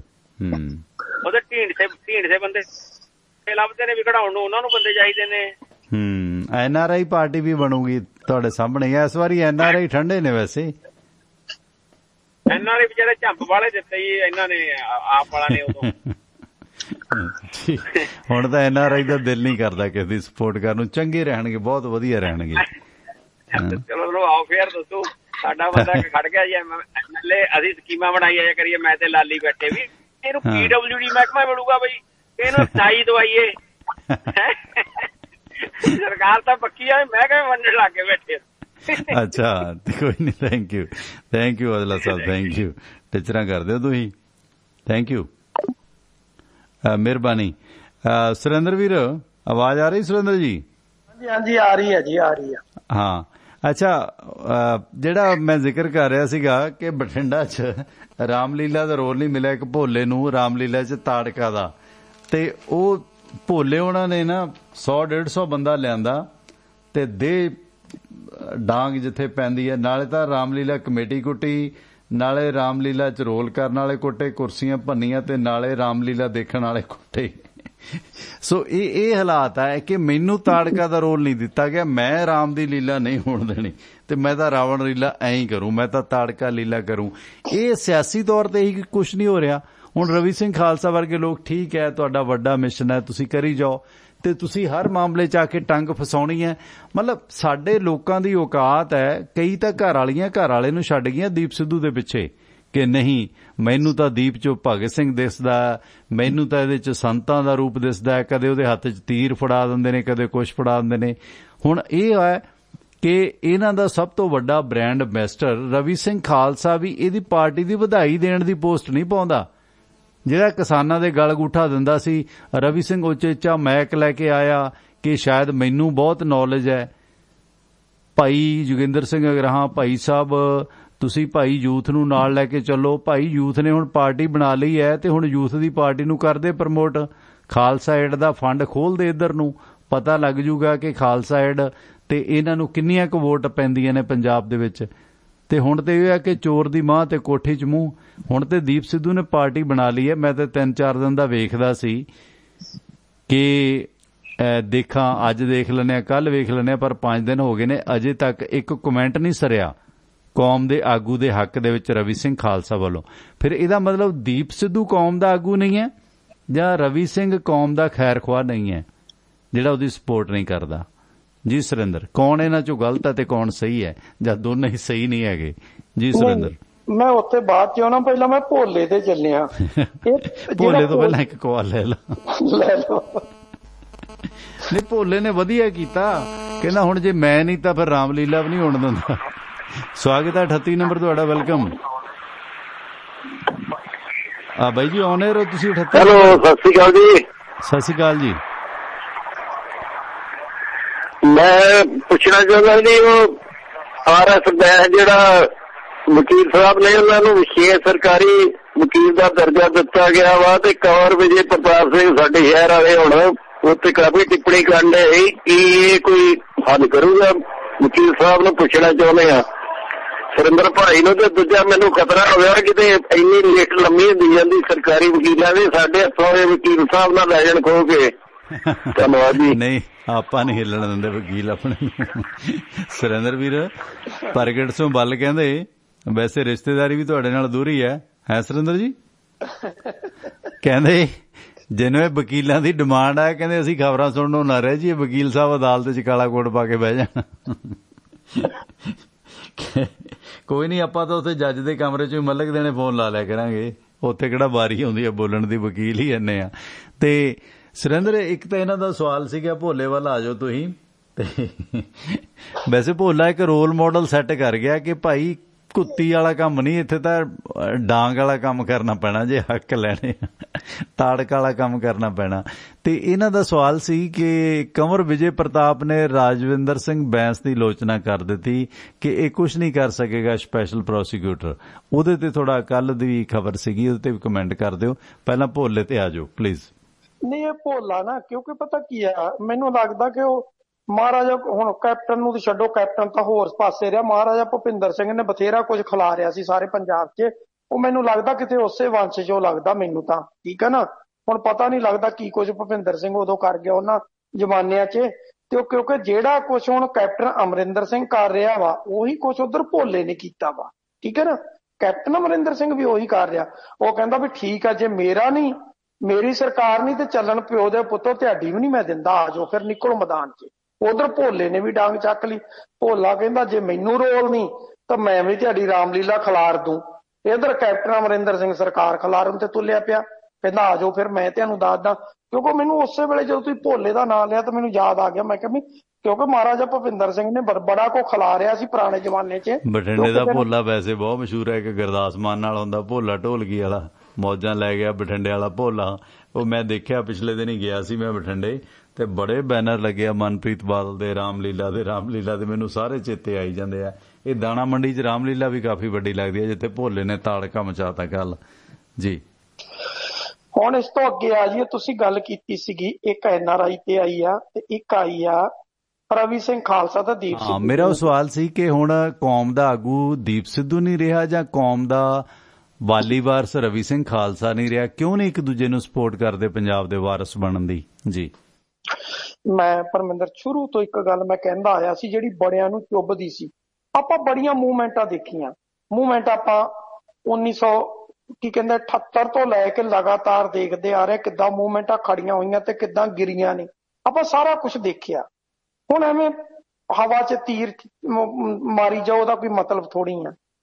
ਆਪਾਂ ਸ਼ੁਰੂ ਚੋਂ ਕਹਿੰਦੇ ਸੀ ਮੇਨ ਮੁਕਾਬਲਾ ਉਹਨਾਂ ਪਾਰਟੀਆਂ 'ਚ ਹੋਣਾ, ਇਹਨਾਂ ਦੇ ਕਿਸੇ ਦੇ ਵੀ ਅੱਲੇ ਪੱਲੇ ਬਹੁਤਾ ਕੁਝ ਨਹੀਂ ਹੈ, ਪਰ ਲੋਕ ਨਹੀਂ ਸੀ ਮੰਨਦੇ। ਹੁਣ ਰਵੀ ਸਿੰਘ ਖਾਲਸਾ ਉੱਥੇ ਕੀ ਆ ਕਿ ਜੇ ਇੱਥੇ ਜਿਹੜੀ ਆ, ਇੱਥੇ ਸਾਡਾ ਸਿਸਟਮ ਆ, ਇੱਥੇ ਜੇ ਗੋਲਕ ਚੋਂ ਮਾਇਆ ਕੱਢਣ ਦੀ ਕਵਾਇਤ ਆ ਤੇ ਕਵਾਇਤ ਉੱਥੇ ਵੀ ਆ, ਠੀਕ ਹੈ ਨਾ। ਜੇ ਇੱਥੇ ਅਸੀਂ ਕਹਿ ਦਿੰਦੇ ਹਾਂ ਦਰਬਾਰ ਸਾਹਿਬ 'ਚ ਪੁਲਿਸ ਗਈ, ਉੱਥੇ ਪੁਲਿਸ ਜਿਹੜੀ ਆ ਉੱਥੇ ਸਮੇਤ ਜੋੜਿਆਂ ਵੀ ਜਾਂਦੀ ਆ, ਸਾਰਾ ਕੁਝ ਸੇਮ ਚੱਲਦਾ। ਜੇ ਅਸੀਂ ਇੱਥੇ ਕਰਤੂਤਾ ਕਰਦੇ, ਕਰਤੂਤਾ ਅਸੀਂ ਉੱਥੇ ਵੀ ਕਰਦੇ ਹਾਂ। ਹਾਂ, ਇੰਨਾ ਜ਼ਰੂਰ ਫਰਕ ਆ, ਇੱਥੇ ਫੰਡ ਘੱਟ ਇਕੱਠਾ ਹੁੰਦਾ, ਉੱਥੇ ਜ਼ਿਆਦਾ ਹੋ ਜਾਂਦਾ। ਤੇ ਉੱਥੇ ਫੰਡ ਇਕੱਠਾ ਕਰਨ ਦੀ, ਦੇਸ਼ ਦੇ ਨਾਂ ਤੇ ਕੌਮ ਦੇ ਨਾਮ ਤੇ ਫੰਡ ਇਕੱਠੇ ਕਰਨ ਦੀ ਕਵਾਇਤ ਆ, ਤੇ ਬੜਿਆਂ ਨੇ ਆਪੋ ਆਪਣੀਆਂ ਰੋਟੀਆਂ ਜਿਹੜੀਆਂ ਉਹ ਚਲਾਈਆਂ ਨੇ ਤੇ ਚੱਲਦੀਆਂ ਰਹਿਣੀਆਂ ਨੇ, ਉਹ ਰੁਕਣੀਆਂ ਨਹੀਂ ਗੀਆਂ। ਪਰ ਇਹ ਆ ਕਿ ਹਰ ਬੰਦਾ ਉਹਦੇ ਵਿੱਚੋਂ ਆਪਣੀਆਂ ਰੋਟੀਆਂ ਜਿਹੜੀਆਂ ਉਹ ਪਹਿਲਾਂ ਕੱਢਦਾ, ਕੌਮ ਦਾ ਤੇ ਬਰਾਦਰੀ ਦਾ, ਭਾਈਚਾਰੇ ਦਾ, ਉਹ ਸਾਰਾ ਕੁਝ ਸਾਰਿਆਂ ਨੂੰ ਬਾਅਦ 'ਚ ਯਾਦ ਆਉਂਦਾ, ਪਹਿਲਾਂ ਉਹਨੂੰ ਆਪਣੀਆਂ ਰੋਟੀਆਂ ਦੀ ਹੁੰਦੀਆਂ। ਤੇ ਇਸ ਕਰਕੇ ਆਪਾਂ ਤਾਂ ਸ਼ੁਰੂ ਤੋਂ ਰੌਲਾ ਪਾਉਂਦੇ ਸੀ ਕਿ ਰਵੀ ਸਿੰਘ ਖਾਲਸਾ ਜਿਹੜਾ ਉਹ ਆਪਣੀਆਂ ਰੋਟੀਆਂ ਸੇਕਣ ਤੇ ਲੱਗਾ ਹੋਇਆ, ਤੇ ਇਸੇ ਕਰਕੇ ਕਿਸਾਨੀ ਅੰਦੋਲਨ ਨੂੰ ਉਹ ਬਦਨਾਮ ਕਰਨ ਤੇ ਲੱਗੇ ਹੋਏ ਸੀਗੇ ਸਾਰਾ ਲੈਣਾ। ਤੇ ਉਹ ਤਾਂ ਬਦਨਾਮ ਨਹੀਂ ਹੋਏ, ਉਹ ਤਾਂ ਜਿਉਂਦੇ ਤਿਉਂ ਬਾਰਡਰਾਂ ਤੇ ਬੈਠੇ ਆ। ਇਹ ਸਾਰਾ ਕੁਝ ਜਿਹੜਾ ਇਹਨਾਂ ਦਾ ਖਿੱਲਰ ਗਿਆ, ਇਹਨਾਂ ਦੇ ਅੱਲੇ ਪੱਲੇ ਕੁਝ ਨਹੀਂ ਬਚਿਆ, ਠੀਕ ਹੈ। ਹੁਣ ਰਹਿ ਗਈ ਗੱਲ ਕਿ ਕੀ ਆਉਣ ਵਾਲੇ ਸਮੇਂ 'ਚ ਰਵੀ ਸਿੰਘ ਖਾਲਸਾ ਦੀਪ ਸਿੱਧੂ ਦੀ ਸਪੋਰਟ ਕਰੂਗਾ? ਹਵਾ ਦੇਖੂਗਾ ਕਿੰਨੀ ਕੋ ਬਣਦੀ ਆ। ਜੇ ਬਣਦੀ ਹੋਈ ਤੇ ਜਿਹੜੇ ਉਹਦੇ ਇਰਦ ਗਿਰਦ ਬੈਠੇ ਆ, ਉੱਥੇ ਵੀ ਇੱਕ ਵਿਹਲੜ ਫੌਜ ਆ ਜਿਹੜੀ ਉਹਦੇ ਇਰਦ ਗਿਰਦ ਬੈਠੀ ਆ, ਉਹ ਵੀ ਉਹਦੀ ਧੌਣ ਤੇ ਗੋਡਾ ਰੱਖ ਕੇ ਉਹਦੇ ਤੋਂ ਫੰਡਿੰਗ ਲੈਂਦੀ ਆ। ਮਤ ਸੋਚੋ ਕਿ ਸਾਰਾ ਕੁਝ ਰਵੀ ਸਿੰਘ ਖਾਲਸਾ ਦੇ ਕੋਟੇ ਜਾਂਦਾ, ਤਾਂ ਬੜੀ ਉੱਥੇ ਵਿਹਲੜ ਫੌਜ ਆ ਜਿਹੜੀ ਇੱਥੇ ਵੀ ਵਿਹਲੜ ਸੀ, ਉੱਥੇ ਜਾ ਕੇ ਵੀ ਵਿਹਲੜ ਆ। ਉਹਨਾਂ ਦਾ ਕੰਮ ਹੀ ਇਹ ਆ, ਤੇ ਉਹ ਉਹਦੀ ਧੌਣ ਤੇ ਗੋਡਾ ਰੱਖ ਕੇ ਲੈਂਦੇ ਆ। ਜਿੱਦਣ ਉਹ ਕਹਿਣਗੇ ਕਰ ਸਪੋਰਟ, ਉਦਣ ਉਹਨੂੰ ਅਪੀਲ ਕਰਨੀ ਪਊਗੀ। ਤੇ ਇਹਦੀ ਅਪੀਲ ਦੇ ਨਾਂ ਤੇ ਸ਼ਾਇਦ ਦੀਪ ਸਿੱਧੂ ਦਾ ਕੁਛ ਨਾ ਕੁਛ ਜਿਹੜਾ ਉਹ ਸਰ ਜਵੇ। ਹੁਣ ਕੱਲ ਤਾਂ ਦੇਖੋ ਆਪਣਾ ਨਾਂ ਕੀ ਆ, ਹਰਦੀਪ ਸਿੰਘ ਡਿਬਡਬਾ ਇੱਕ ਗੱਲ ਕਹੀ ਗਏ, ਕਹਿੰਦੇ ਮੈਨੂੰ ਵਿਦੇਸ਼ ਤੋਂ ਪ੍ਰੈਸ਼ਰ ਸੀ ਕਿ ਇਹਨਾਂ ਦੋਹਾਂ ਦੀ ਏਕਤਾ ਕਰਾ, ਠੀਕ ਹੈ ਨਾ। ਤੇ ਉਹ ਤੇ ਚਲੋ ਸਾਰਿਆਂ ਨੂੰ ਪਤਾ ਹੀ ਸੀ ਇਹਨਾਂ ਦਾ ਕਨੈਕਸ਼ਨ ਕਿੱਥੇ ਜੁੜਦਾ, ਕੀ ਕੁਛ ਹੁੰਦਾ। ਹੁਣ ਦੀਪ ਸਿੱਧੂ ਨੇ ਕਿੱਧਰ ਜਾਣਾ, ਰਵੀ ਸਿੰਘ ਖਾਲਸਾ ਨੇ ਉੱਥੇ ਰਹਿਣਾ, ਦੀਪ ਸਿੱਧੂ ਨੇ ਇੱਥੇ ਰਹਿਣਾ। ਤੇ ਦੀਪ ਸਿੱਧੂ ਨੇ ਇੱਥੇ ਰਹਿ ਕੇ ਆਪਣੀਆਂ 22 ਵਾਲੀ ਇਲੈਕਸ਼ਨ ਅੱਜ ਦੇਖਣੀ ਆ, ਤੇ ਬੋਰੀ ਬਿਸਤਰਾ ਜਿੱਦਣ ਲਪੇਟਿਆ ਗਿਆ ਤਾਂ ਤੁਰਦਾ ਬਣੂ ਜਿੱਥੇ ਮਰਜੀ ਜਾਵੇ। ਹੁਣ ਰਹਿ ਗਈ ਗੱਲ ਤੁਸੀਂ NRI ਦੀ ਕੀਤੀ ਕਿ NRI ਨੂੰ ਪਾਰਟੀ ਬਣਾ ਲੈਣੀ ਚਾਹੀਦੀ ਆ। ਭਾਈ NRI ਕੁਛ ਨਹੀਂ ਕਰਨਗੇ, ਨਾ ਪਾਰਟੀ ਬਣੀ ਹੈ ਨਾ ਬਣਨੀ ਆ। NRI ਓਨੀ ਦੇਰ ਤੱਕ ਸਹੀ ਸੀ ਜਿੰਨੀ ਦੇਰ ਤੱਕ ਉਹਨਾਂ ਨੂੰ ਜੱਟਾਂ ਨੇ ਲੁੱਟਿਆ, ਓਨੀ ਦੇਰ ਤੱਕ ਸਹੀ ਸਲਾਮਤ ਸੀਗੇ।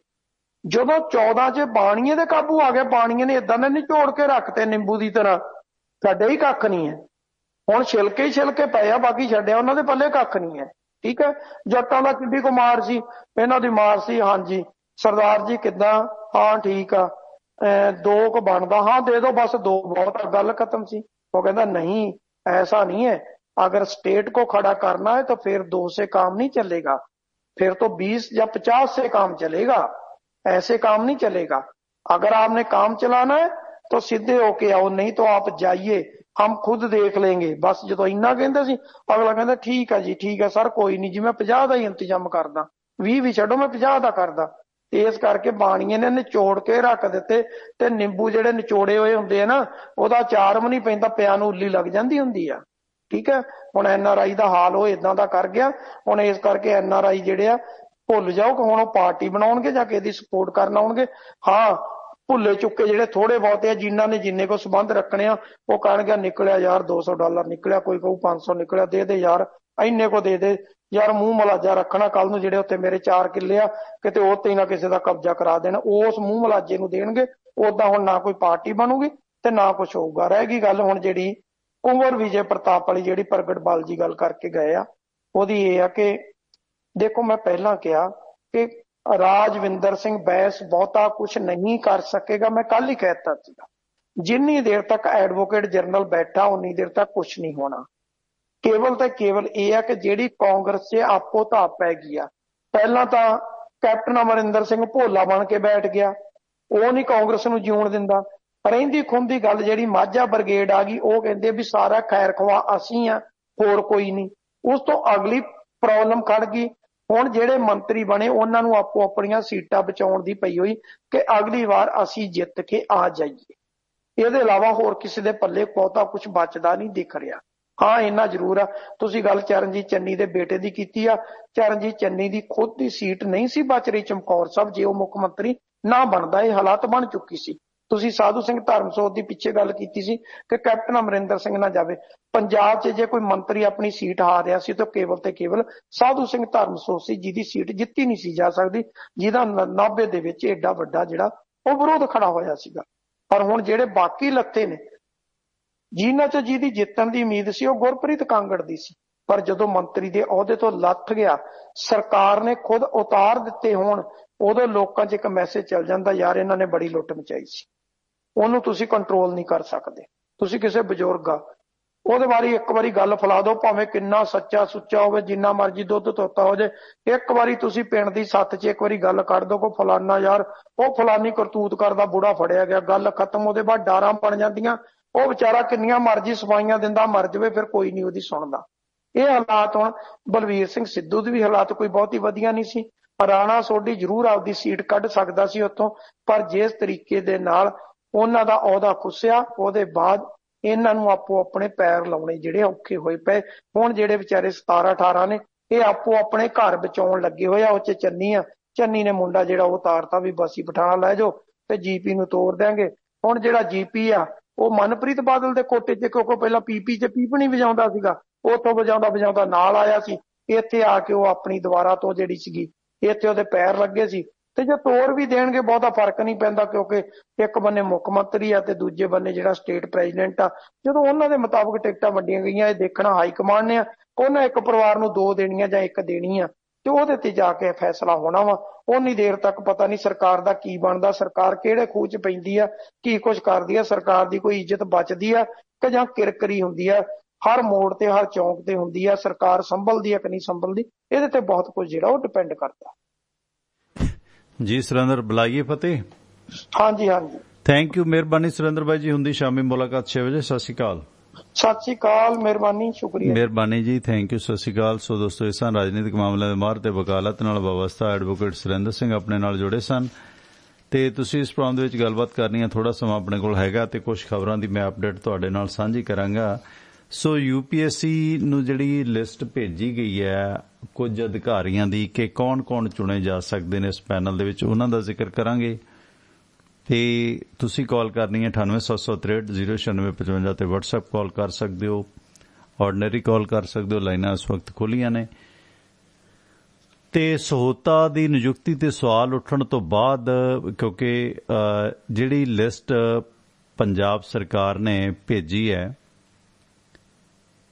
UPSC ਨੂੰ, ਜਿਨ੍ਹਾਂ ਨੇ ਇਹ ਚੁਣਨਾ ਹੁੰਦਾ ਹੈ, ਉਸ ਲਿਸਟ ਦੇ ਵਿੱਚ ਸਿਧਾਰਥ ਚਟੋਪਾਧਿਆ, ਦਿਨਕਰ ਗੁਪਤਾ, MK ਤਿਵਾੜੀ, BK ਭਾਂਵਰਾ, ਪ੍ਰਮੋਦ ਕੁਮਾਰ, ਰੋਹਿਤ ਚੌਧਰੀ, ਇਕਬਾਲਪ੍ਰੀਤ ਸਿੰਘ ਸੋਤਾ, ਸੰਜੀਵ ਕਾਲਰਾ ਤੇ ਪਰਾਗ ਜੈਨ ਦੇ ਨਾਂ ਸ਼ਾਮਲ ਨੇ। ਸੋ ਇਸ ਵਕਤ DGP ਬਣਨ ਦੀ ਦੌੜ ਦੇ ਵਿੱਚ BK ਭਾਂਵਰਾ 1987 ਬੈਚ ਦੇ IPS ਅਧਿਕਾਰੀ ਨੇ ਤੇ ਇਸ ਵਕਤ ਉਹ DGP ਹੋਮਗਾਰਡ ਨੇ ਤੇ ਵਿਜੀਲੈਂਸ ਚੀਫ ਦੇ ਤੌਰ ਤੇ ਵੀ ਉਹਨਾਂ ਨੇ ਕੰਮ ਕੀਤਾ, ਤੇ ਇਹਨਾਂ ਦਾ ਨਾਂ ਸਭ ਤੋਂ ਉੱਪਰ ਮੰਨਿਆ ਜਾ ਰਿਹਾ BK ਭਾਂਵਰਾ। ਤੇ ਇਕਬਾਲਪ੍ਰੀਤ ਸੋਤਾ 88 ਬੈਚ ਦੇ IPS ਅਧਿਕਾਰੀ ਨੇ ਤੇ ਇਸ ਵਕਤ DGP ਆਰਮਰਡ ਬਟਾਲੀਅਨ ਦੇ ਵਿੱਚ ਤਾਇਨਾਤ ਵੀ ਨੇ, ਤੇ ਇਸ ਦੇ ਨਾਲ ਇੰਟੈਲੀਜੈਂਸ ਤੇ ਕਦੇ ਉੱਚ ਅਧਿਕਾਰੀ ਦੇ ਤੌਰ ਤੇ ਵੀ ਉਹਨਾਂ ਨੇ ਕੰਮ ਕੀਤਾ ਇੰਟੈਲੀਜੈਂਸ ਦੇ ਵਿੱਚ। ਇਸ ਵਕਤ ਦਿਨਕਰ ਗੁਪਤਾ ਲੰਬੀ ਛੁੱਟੀ ਤੇ ਜਾਣ ਤੋਂ ਬਾਅਦ ਇਹ ਜਿਹੜਾ DGP ਦਾ ਕਾਰਜਕਾਲ ਉਹਨਾਂ ਨੂੰ ਸੌਂਪਿਆ ਗਿਆ। ਸਿਧਾਰਥ ਚਟੋਪਾਧਿਆ 1986 ਬੈਚ ਦੇ IPS ਅਧਿਕਾਰੀ ਨੇ, ਇਸ ਵਕਤ DGP PSPCL ਦੇ ਵਿੱਚ ਤਾਇਨਾਤ ਨੇ ਤੇ ਇੰਟੈਲੀਜੈਂਸ ਸਮੇਤ ਕਈ ਉੱਚ ਅਹੁਦਿਆਂ ਤੇ ਉਹਨਾਂ ਨੇ ਕੰਮ ਕੀਤਾ। BK ਉੱਪਲ 87 ਬੈਚ ਦੇ IPS ਅਧਿਕਾਰੀ ਨੇ, MK ਤਿਵਾੜੀ ਵੀ 87 ਬੈਚ ਦੇ IPS ਅਧਿਕਾਰੀ ਨੇ। ਸੋ ਇਹਨਾਂ ਚੋਂ ਦੇਖੋ ਹੁਣ ਕਿਹਦਾ ਗੁਣਾ ਪੈਂਦਾ ਤੇ ਕੌਣ ਚੁਣਿਆ ਜਾਂਦਾ ਹੈ ਪੰਜਾਬ ਦਾ DGP। ਇਸ ਦੌਰਾਨ ਟਾਟਾ ਸੰਸ ਦੀ ਆਪਣੀ ਗੱਲਬਾਤ ਉਦੋਂ ਹੋ ਰਹੀ ਸੀ ਕਿ ਟਾਟਾ ਸੰਸ ਨੇ ਜਿਹੜੀ ਹੈ ਬੋਲੀ ਸਭ ਤੋਂ ਉੱਚੀ ਲਾਈ ਹੈ ਤੇ ਇੱਕ ਹਫ਼ਤੇ ਦੇ ਅੰਦਰ ਅੰਦਰ ਉਮੀਦ ਹੈ ਕਿ ਬੁੱਧਵਾਰ ਤੱਕ ਇਹਦੇ ਬਾਰੇ ਕੋਈ ਫੈਸਲਾ ਲਏਗੀ। ਤੇ 68 ਸਾਲ ਬਾਅਦ 에ਅਰ ਇੰਡੀਆ ਦੀ ਫਿਰ ਘਰ ਵਾਪਸੀ ਹੋ ਰਹੀ ਹੈ, ਜਾਨੀ ਟਾਟਾ ਤੋਂ ਫਿਰ ਮੁੜ ਕੇ ਟਾਟਾ ਵੱਲ ਇਹ ਜਾ ਰਹੀ ਹੈ। ਸੋ ਕਰਜ਼ ਦੇ ਵਿੱਚ ਡੁੱਬੀ ਦੇਸ਼ ਦੀ ਸਭ ਤੋਂ ਪੁਰਾਣੀ ਸਰਕਾਰੀ ਹਵਾਈ ਕੰਪਨੀ 에ਅਰ ਇੰਡੀਆ ਦੇ ਵਾਸਤੇ ਟਾਟਾ ਸੰਸ ਨੇ ਸਭ ਤੋਂ ਵੱਡੀ ਬੋਲੀ ਲਾਈ ਹੈ। ਤੇ ਹਾਲਾਂਕਿ ਇਹ ਬੋਲੀ ਨੂੰ ਅਜੇ ਤੱਕ ਗ੍ਰਹਿ ਮੰਤਰੀ ਦਾ ਜਿਹੜਾ ਗਰੁੱਪ ਆਫ ਮਿਨਿਸਟਰਸ ਆ ਉਹਨਾਂ ਨੇ ਮਨਜ਼ੂਰੀ ਨਹੀਂ ਦਿੱਤੀ ਤੇ ਇਹਦੇ ਵਿੱਚ ਹਫ਼ਤੇ ਕੁ ਦਾ ਸਮਾਂ ਲੱਗ ਸਕਦਾ। ਉਸ ਤੋਂ ਬਾਅਦ ਫਿਰ ਇਹ ਜਿਹੜੀ ਡੀਲ ਹੋਏਗੀ ਕਿ ਇਹ ਹੁਣ ਟਾਟਾ ਨੂੰ ਸੌਂਪ ਦਿੱਤਾ ਜਾਵੇ ਜਾਂ ਨਹੀਂ। ਤੇ 1 ਸਾਲ ਤੋਂ ਟਾਟਾ ਨੂੰ ਵੇਚਣ ਦੀ ਸ਼ੁਰੂਆਤ ਹੋਈ ਸੀ, ਨਾ ਕੋਈ ਵੱਡੀਆਂ ਕੰਪਨੀਆਂ ਨੇ ਇਸ ਬਾਰੇ ਕੋਈ ਬਹੁਤੀ ਦਿਲਚਸਪੀ ਦਿਖਾਈ ਹੈ। ਤੇ ਇਸ ਮੁਤਲਕ ਇਹ ਜਿਹੜਾ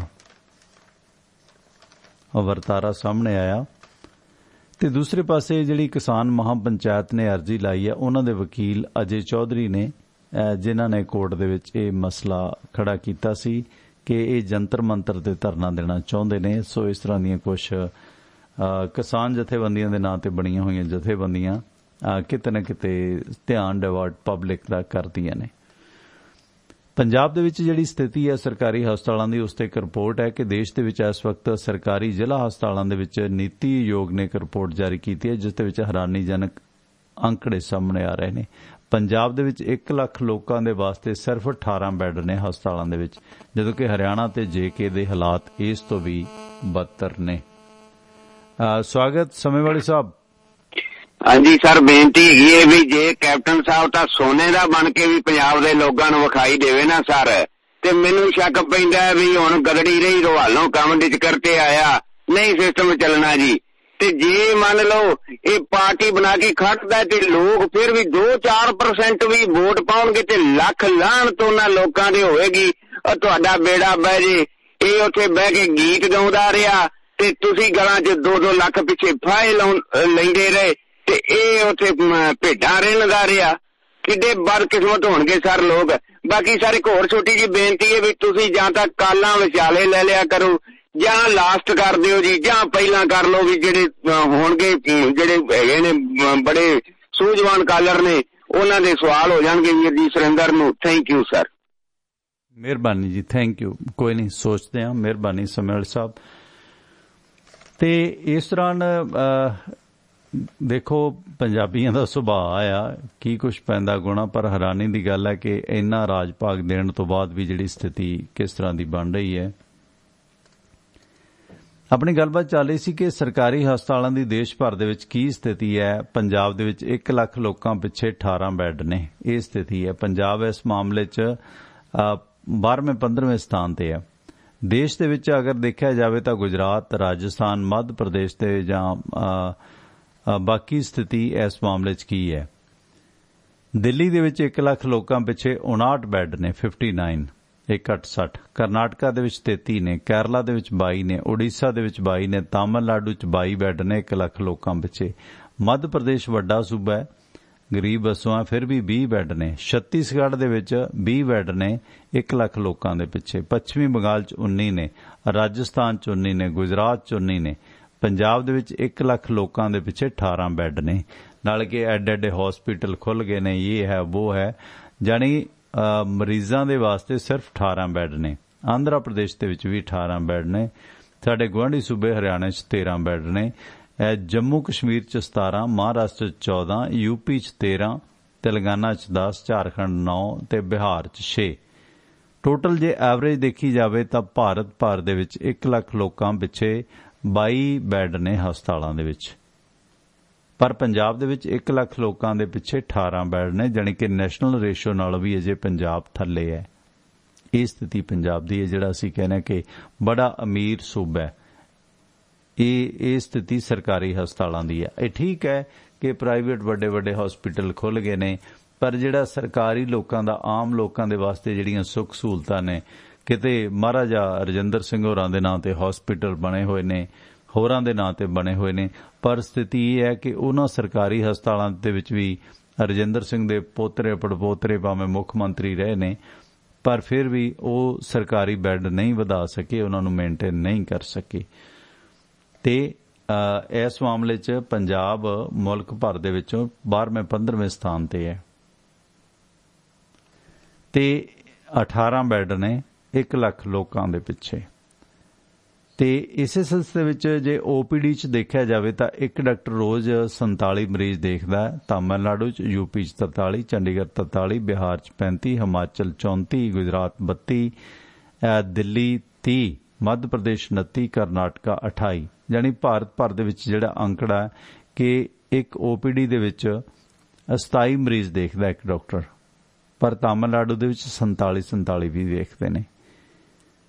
ਤੇ ਇਸੇ ਦੌਰਾਨ ਜਿਹੜੀ ਕਿਤੇ ਨਾ ਕਿਤੇ ਸਥਿਤੀ ਹੈ ਇਹ ਦੱਸਦੀ ਹੈ ਕਿ ਸਥਿਤੀ ਸਰਕਾਰੀ ਹਸਪਤਾਲਾਂ ਦੀ ਕੀ ਹੈ। ਉਧਰ ਪਾਕਿਸਤਾਨ ਦੇ ਵਿੱਚ ਫਿਰ ਘੱਟ ਗਿਣਤੀਆਂ ਨਿਸ਼ਾਨਾਂ ਬਣੀਆਂ ਨੇ। ਪਾਕਿਸਤਾਨ ਦੇ ਵਿੱਚ ਹਕੀਮਾਂ ਦੀ ਅਕਸਰ ਹੱਤਿਆ ਹੁੰਦੀ ਹੈ, ਖਾਸ ਕਰਕੇ ਘੱਟ ਗਿਣਤੀਆਂ ਨਾਲ ਸੰਬੰਧਿਤ ਦੀ। ਸਿੱਖ ਹਕੀਮ ਦੀ ਹੱਤਿਆ ਕਰ ਦਿੱਤੀ ਗਈ ਹੈ। ਇਸਲਾਮਿਕ ਸਟੇਟ ਖੁਰਾਸਾਨ ਨੇ ਪਿਸ਼ੌਰ ਦੇ ਮੰਨੇ ਪਰਪੰਨੇ ਸਿੱਖ ਹਕੀਮ ਨੇ ਉਹਨਾਂ ਦੀ ਗੋਲੀ ਮਾਰ ਕੇ ਹੱਤਿਆ ਕਰ ਦਿੱਤੀ ਹੈ। ਸੋ ਇਸਲਾਮਿਕ ਸਟੇਟ ਅਫਗਾਨਿਸਤਾਨ ਦੇ ਨਾਲ ਜੁੜਿਆ ਹੋਇਆ ਇਹ ਅੱਤਵਾਦੀ ਸੰਗਠਨ ਹੈ ਜਿਨ੍ਹਾਂ ਨੇ ਸੋਸ਼ਲ ਮੀਡੀਆ ਤੇ ਪੋਸਟ ਪਾ ਕੇ ਇਸ ਹੱਤਿਆ ਦੀ ਜ਼ਿੰਮੇਵਾਰੀ ਲਈ ਹੈ।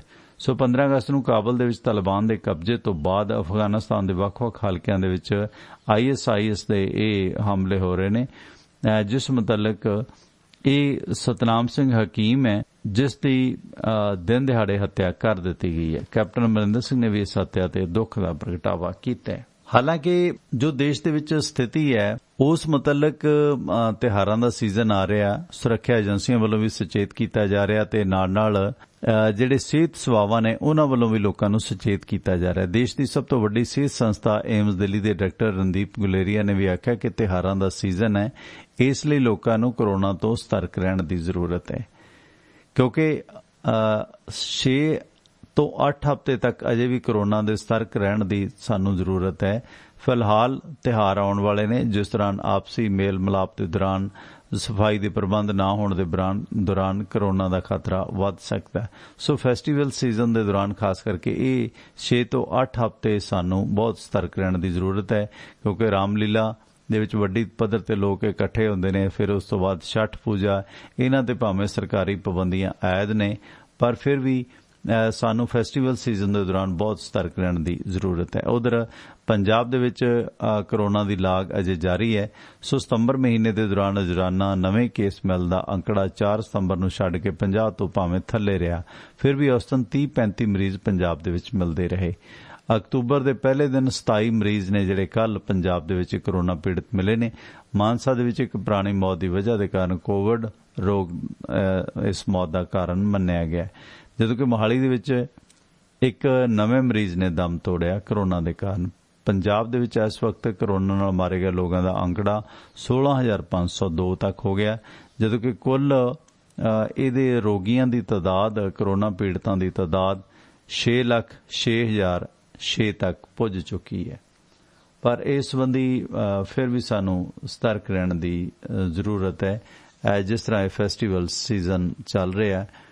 ਤੇ ਹਾਲਾਂਕਿ ਇਸ ਦੌਰਾਨ ਆਸਟ੍ਰੇਲੀਆ ਨੇ ਅੰਤਰਰਾਸ਼ਟਰੀ ਜਿਹੜੇ ਯਾਤਰੀ ਨੇ ਉਹਨਾਂ ਤੇ ਲੱਗੀ ਰੋਕ ਹਟਾ ਲਈ ਹੈ, ਤੇ ਹਾਲਾਂਕਿ ਉੱਥੇ ਕੋਰੋਨਾ ਦੇ ਰਿਕਾਰਡ ਮਰੀਜ਼ ਆ ਰਹੇ ਨੇ। ਤੇ ਇੱਕ ਹੋਰ ਫੈਸਲੇ ਦੇ ਵਿੱਚ ਆਸਟ੍ਰੇਲੀਆ ਨੇ ਭਾਰਤ ਦੀ ਕੋਵਿਸ਼ੀਲਡ ਅਤੇ ਸਿਨੋਵੈਕ ਦੀ ਜਿਹੜੀ ਕੋਰੋਵੈਕਸਿਨ ਹੈ ਉਸ ਨੂੰ ਕੋਰੋਨਾਵੈਕਸ ਨੂੰ ਮਨਜ਼ੂਰੀ ਦੇ ਦਿੱਤੀ ਹੈ, ਤੇ ਹੁਣ ਕੋਵਿਸ਼ੀਲਡ ਦਾ ਟੀਕਾ ਲਵਾ ਚੁੱਕੇ ਲੋਕ ਵੀ ਆਸਟ੍ਰੇਲੀਆ ਜਾ ਸਕਣਗੇ। ਤੇ ਕੁਝ ਹੋਰ ਦਿਲਚਸਪ ਖਬਰਾਂ ਤੇ ਨਾਲ ਤੁਹਾਡੇ ਦੋਸਤੋ ਸਾਂਝ ਪਾਵਾਂਗੇ।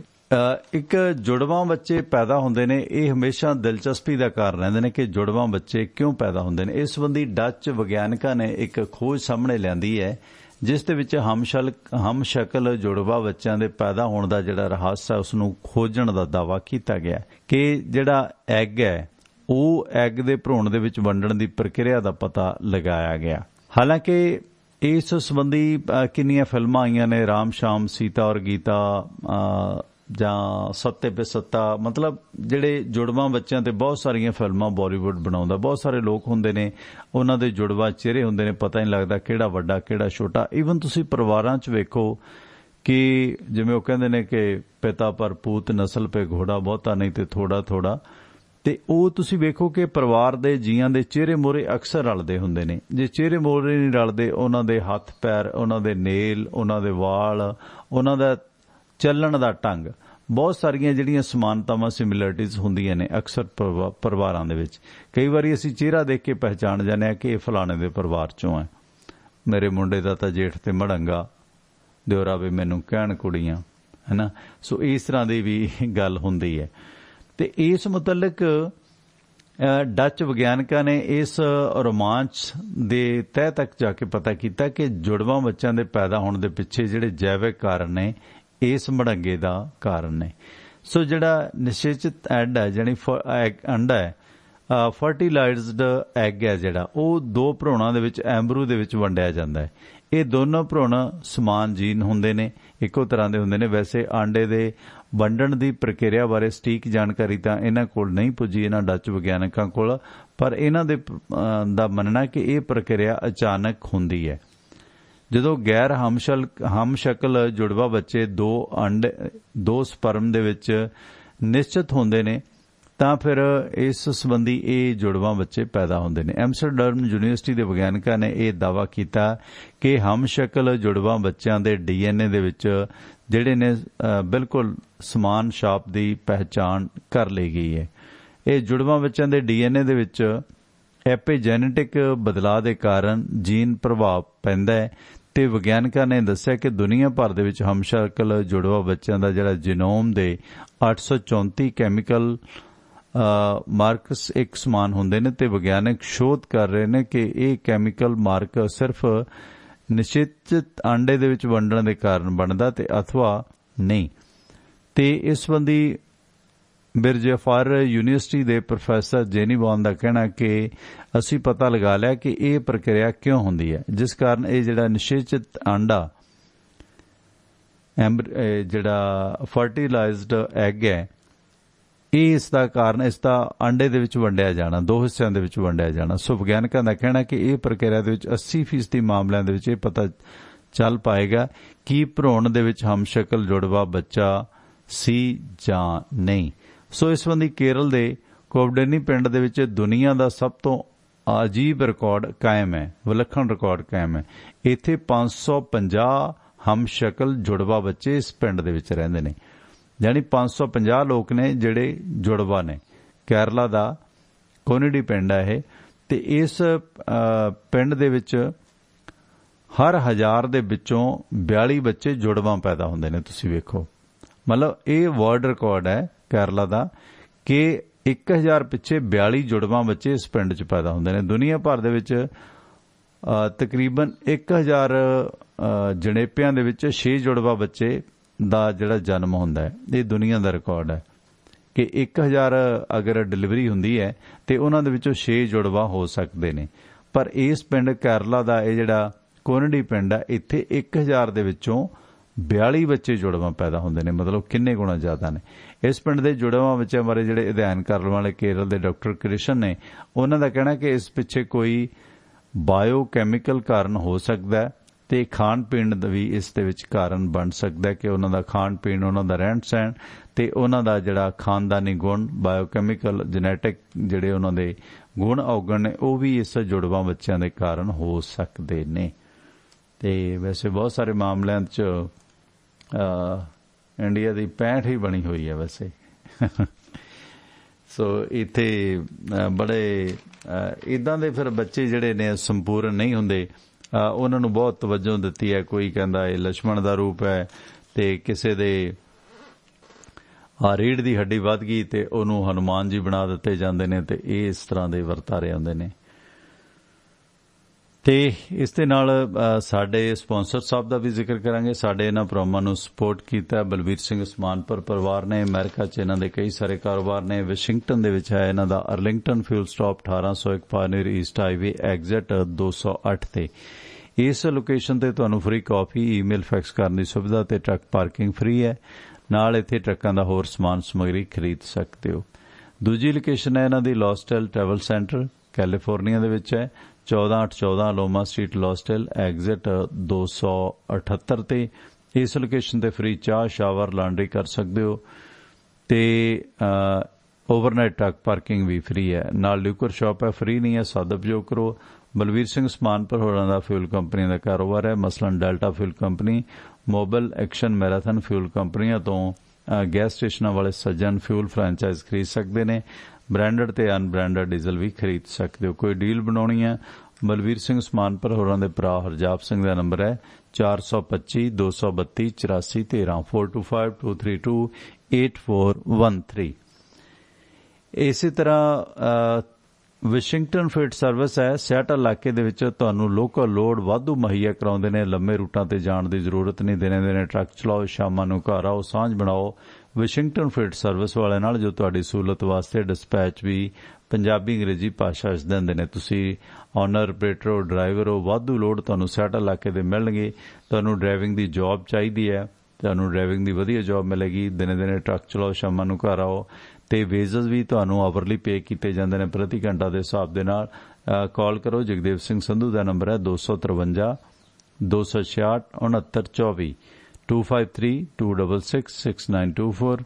गैरी धालीवाल का नंबर है 206 354 40 60 206 354 4060 नंबर है गैरी धालीवाल का। सो सियाटल इलाके के वाधू लोड वास्ते अगर ड्राइविंग की जॉब चाहिए है संपर्क करो विशिंगटन फील्ड सर्विस वालों। इसी तरह बेकर्सफील्ड इलाके विचर रहे हो तो मारो ब्रेक अपने ट्रक ट्रालियां यूनीयन विलेज ट्रक स्टॉप के नाल बनया हुआ इंडियन रेस्टोरेंट जो देसी घ्यो के परौंठे बहुत विशेषता नाल छकाउंदे आ। दही दे नाल होर भारतीय विदेशी खाणिਆਂ ਦਾ भी इत्थे आनंद लै सकते हो। इत्थे ट्रक तो आ सकते हो, डीजल पवा सकते हो। ये अदारे उत्थे ही ने जिथे ट्रक यूनीयन स्कूल हुंदा सी। एड्रैस है 2201 100 union Avenue Bakersfield California zip code 93 307।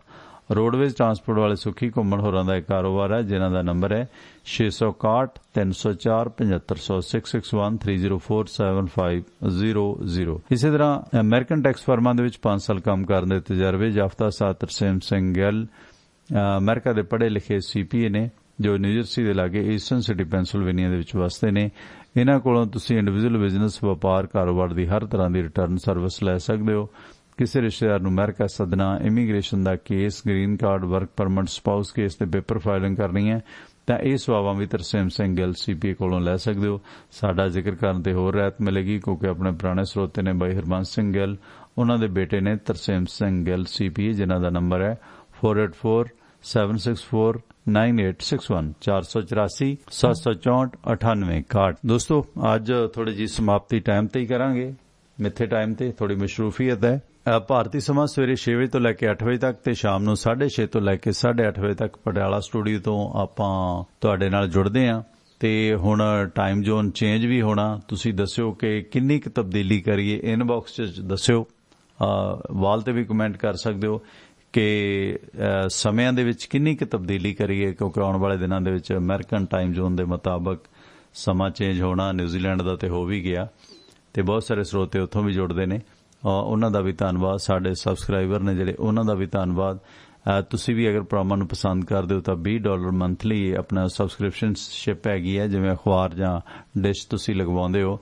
अपनी इच्छा मुताबक वध घट भी कर सकदे हो, जिन्ने महीने दा चाहो तां लै सकदे हो क्योंकि अदारे सपोर्ट नाल ही चलदे ने। बिना सपोर्ट तो फिर अदारियां नूं बहुत कुछ झल्लना पैंदा है ते इसलिए अगर तुसीं ਇਹ महसूस करते हो कि असी कुछ माड़ा मोटा बेहतर काम करते हैं तो जरूर सपोर्ट करो। धन्नवाद। ਤੁਹਾਡੇ ਸਪਾਂਸਰ ਸਾਹਿਬ ਦਾ ਵੀ ਧੰਨਵਾਦ। ਪ੍ਰੋਗਰਾਮ ਨੂੰ ਤੁਸੀਂ ਅੱਗੇ ਸ਼ੇਅਰ ਜ਼ਰੂਰ ਕਰਿਆ ਕਰੋ। ਇਹ ਨਿੱਜੀ ਤੌਰ ਤੇ ਬੇਨਤੀ ਹੈ। ਕੱਲ ਵੀ ਇੱਕ ਵੀਰ ਦਾ ਕਮੈਂਟ ਆਇਆ ਕਿ ਕਿੰਨੇ ਮਹੀਨਿਆਂ ਬਾਅਦ ਉਹਨੇ ਮੈਨੂੰ ਲੱਭਿਆ। ਧੰਨਵਾਦ। ਤੇ ਇਸ ਕਰਕੇ ਇਹ ਸੇਵਾ ਜ਼ਰੂਰ ਨਿਭਾਇਆ ਕਰੋ ਕਿ ਪ੍ਰੋਗਰਾਮਾਂ ਨੂੰ ਵੱਧ ਤੋਂ ਵੱਧ ਆਪਣੇ ਫੇਸਬੁੱਕ, YouTube, ਆਪਣੇ WhatsApp ਗਰੁੱਪ ਤੇ ਸਾਂਝਾ ਕਰ ਦਿਆ ਕਰੋ। ਜੇ ਤੁਸੀਂ WhatsApp ਗਰੁੱਪ 'ਚ ਸ਼ਾਮਲ ਹੋਣਾ ਤਾਂ ਉਹਦੇ ਵਿੱਚ ਫਾਲਤੂ ਕੋਈ ਮੈਸੇਜ ਨਹੀਂ ਕੀਤੇ ਜਾਂਦੇ, ਪਰੇਸ਼ਾਨ ਨਹੀਂ ਤੁਹਾਨੂੰ ਕੀਤਾ ਜਾਂਦਾ। ਤੇ ਤੁਸੀਂ 9876 09655 9876309655 ਇਸ ਨੰਬਰ ਤੇ WhatsApp ਦੇ ਰਾਹੀਂ ਜੁੜ ਸਕਦੇ ਹੋ। ਤੇ ਲਓ ਇਸ ਦੇ ਨਾਲ ਹੀ ਆਪਣੇ ਦੋਸਤ ਪਰਮਿੰਦਰ ਸਿੰਘ ਟਿਵਾਣਾ ਨੂੰ ਹੁਣ ਇੱਥੇ ਹੀ ਦਿਓ ਆ ਗਿਆ। ਸ਼ਾਮੀ ਫਿਰ ਭਾਰਤੀ ਸਮਾਂ 6 ਵਜੇ ਤੋਂ ਲੈ ਕੇ 6:30 ਵਜੇ ਤੋਂ ਲੈ ਕੇ 8:30 ਵਜੇ ਤੱਕ ਤੁਹਾਡੇ ਨਾਲ ਮੁਲਾਕਾਤ ਹੋਏਗੀ। तद तक तुहाडा ते साडा रब राखा। शबा खैर। सत श्री अकाल। जुड़े रहो टिवाणा रेडियो दे नाल।